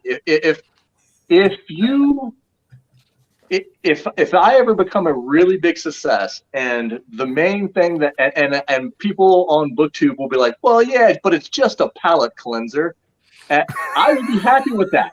Be like, man, you know what that means to me? That means that it's a book that people will always have fun with. Yep. It was just And fun. that's what I want to do, man. I want to make you happy. I want you to have fun. It was just fun. I'm like, thank you. Thank you could not say a nicer thing. Yeah, you couldn't have said anything nicer to me. Thank you. I may have meant it as an insult, but I didn't take it that way. My wife's a pediatrician, right? So, like, we both get calls in the middle of the night. So for hers, it's like there's a sick kid who needs help. And for me, it's like there's some rich person who's not getting their file of financial data that they need to make money, right? But we both get the call in the middle of the night, and she's like, this is ridiculous. They call, why did it? And I'm like, yeah, it's ridiculous. Like, I'm making money for rich people, right? That's my day job. But then, a little while ago, there was someone, Athena. She goes by Athena on Goodreads. She's a nurse, and she's like, I had a really rough week, and reading your books like helped me get through this week. And I'm like, I'm done. Stick a fork in me. Yeah, mission accomplished. After you get a good. You're a freaking nurse, and you had a rough week, and like reading my books, like on your off time, like made you like the slightest, tiniest bit like more okay with your rough shifts, because I know what those are like. Again, I have a pediatrician who works in hospitals. I know what it's like. I mean, I know vicariously what they're dealing with. I'm like, I'm done. I'm good. I did not waste my time doing all this crap. Yeah, and it's like you get that good review, and somebody says how much they loved it, and it's like I see it pops up on my thing while I'm at work, and maybe I'm having a shitty day or something, and it's just like, nope, can't. I am great. Nothing like this is the best. Like your boss, you can say whatever you want to me today. This is great. Like, good stuff. Well, I know we talked about having 2 hours, but we're coming up on 3. Yeah, Time I'm to sure s- my wife is like, "Your food's cold, you idiot." Hang on, I need a shot of energy. Let's go! 4 hours! I think we're gonna have to make this like a regular thing. I think we're gonna have to make this like a regular panel because The Ready Whip? such a good time. That too. Art- But next time I have to have the sugar-free Ready Whip ready to go. Yeah, next time. yeah. You need the discount bargain. I saved 75 cents on this. Oh, They we'll had- definitely be able to come prepared. They had the fat-free stuff in the store, and I thought about it. I'm like, no. Both that freaking Ready Whip. Man, So- I normally try to like dress up for the live dressing discussions that I have, but man, I gotta step it up a notch. I gotta get some whipped cream, something. Hey, we can always do hot wings. I seen that. Hot take. That is painful. But I'm not doing a spice challenge. I have a South Asian wife. All right, I've Oh. enough things to try to prove my masculinity in front of people. Right? Like, Stop there. I can handle it. I don't care if I'm white. I can handle this spice. You bet I can. And then suffering afterwards. I can do I'm not doing that anymore. I'm done. We have to think of an idea for the chip challenge or something next time. We'll have to think of something fun. That might Yeah, be we fun. just decided to screw around. That's really all this Yeah. was. Yeah, well, I need to get great point. next time I'll be prepared with some whipped cream. Yeah. But, Joe and I just having an aimless, random conversation. We should do Ready Whip. Okay. Literally what it was. Booze and books. Watching, that's the crazy part. So sorry, people watching. I'm not sorry at all. no regrets. But, before we sign off, let's Joe, can you tell us where people can reach you? Where can they find your books? Where can they contact you to tell you how much they love your work? I have 3 books out. They're all on Amazon. You should really follow me on Twitter at JoeByrne1, I think it is. I have no idea what his Twitter handle is. I have no idea what Twitter handle is, but I love Twitter. I'm great on it. But yeah, go on there and buy my books and read them, and then give me money. And Chris, where can people find you? You can find me on YouTube at my name, or you can find me on Steve's forums on peachstune.com or on Twitter at 7o'clock shadow. It took a while for the brain to get going there again. Who am I? And we will be talking Babylon's Ashes tomorrow too. Tomorrow So, night, yes, Yeah, indeed. tomorrow night. Yeah. And AR, where can people find you and tell you how much they love your book? You know, I think it's hilarious that we're pretending that 2 hours and 46 minutes in that anybody is left. There is 10 people left, so there is somebody watching. Yeah. Who are you people? I have 4 tabs open. They are our people, is who they are. They are our people. They are Yes. the best people. The best people in the world can find The Legend of Blackjack on Amazon.com like every other book in the universe. Nice. And Joseph, where can people find you? Well, you can find me on Twitter. You can find me on Instagram, Facebook.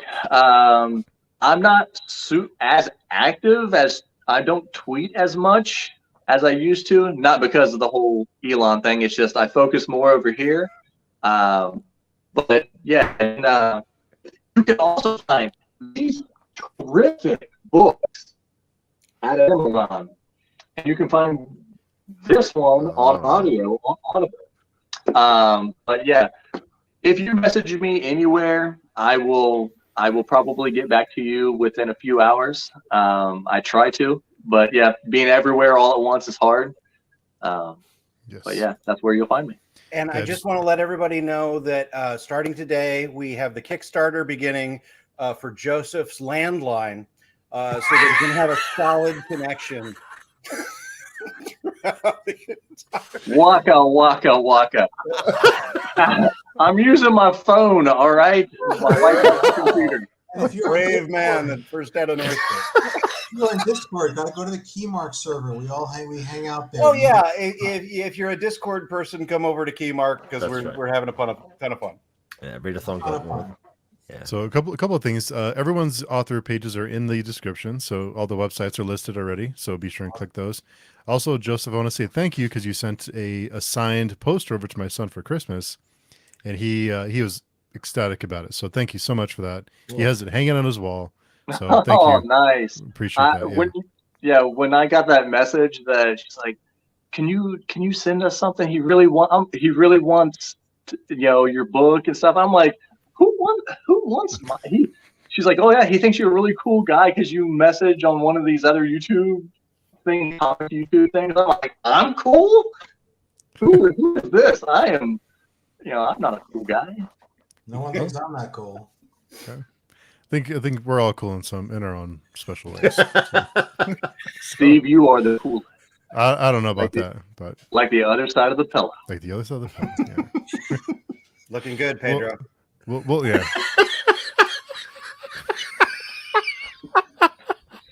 Steve knows the way. Oh man, You gotta start doing this in a mask. this was too much fun. I don't know. Where's Baby Yoda? I need Baby Yoda. Oh no. So thank you everyone for watching or listening, whatever it is you're doing, and hope everyone has a great weekend. Hope you have a great day, and of course, if the Bills and Bengals meet in round 2, it will be war. But we'll You're going down. Yeah, I'm with you on the Bills, man. yeah. But How thanks. dare you? Bengals all the way. Oh, we're gonna have Joseph, I'm with you, baby. to rumble like the outsiders. Yeah, we'll have to rumble. Yeah. Da-da-da-da-da. You can rumble. So thanks everyone. I really appreciate all of you tuning in. Those of you who are left. It's been a great time, and I hope we'll do it again. Thanks everyone. Have a great weekend. Okay. Bye.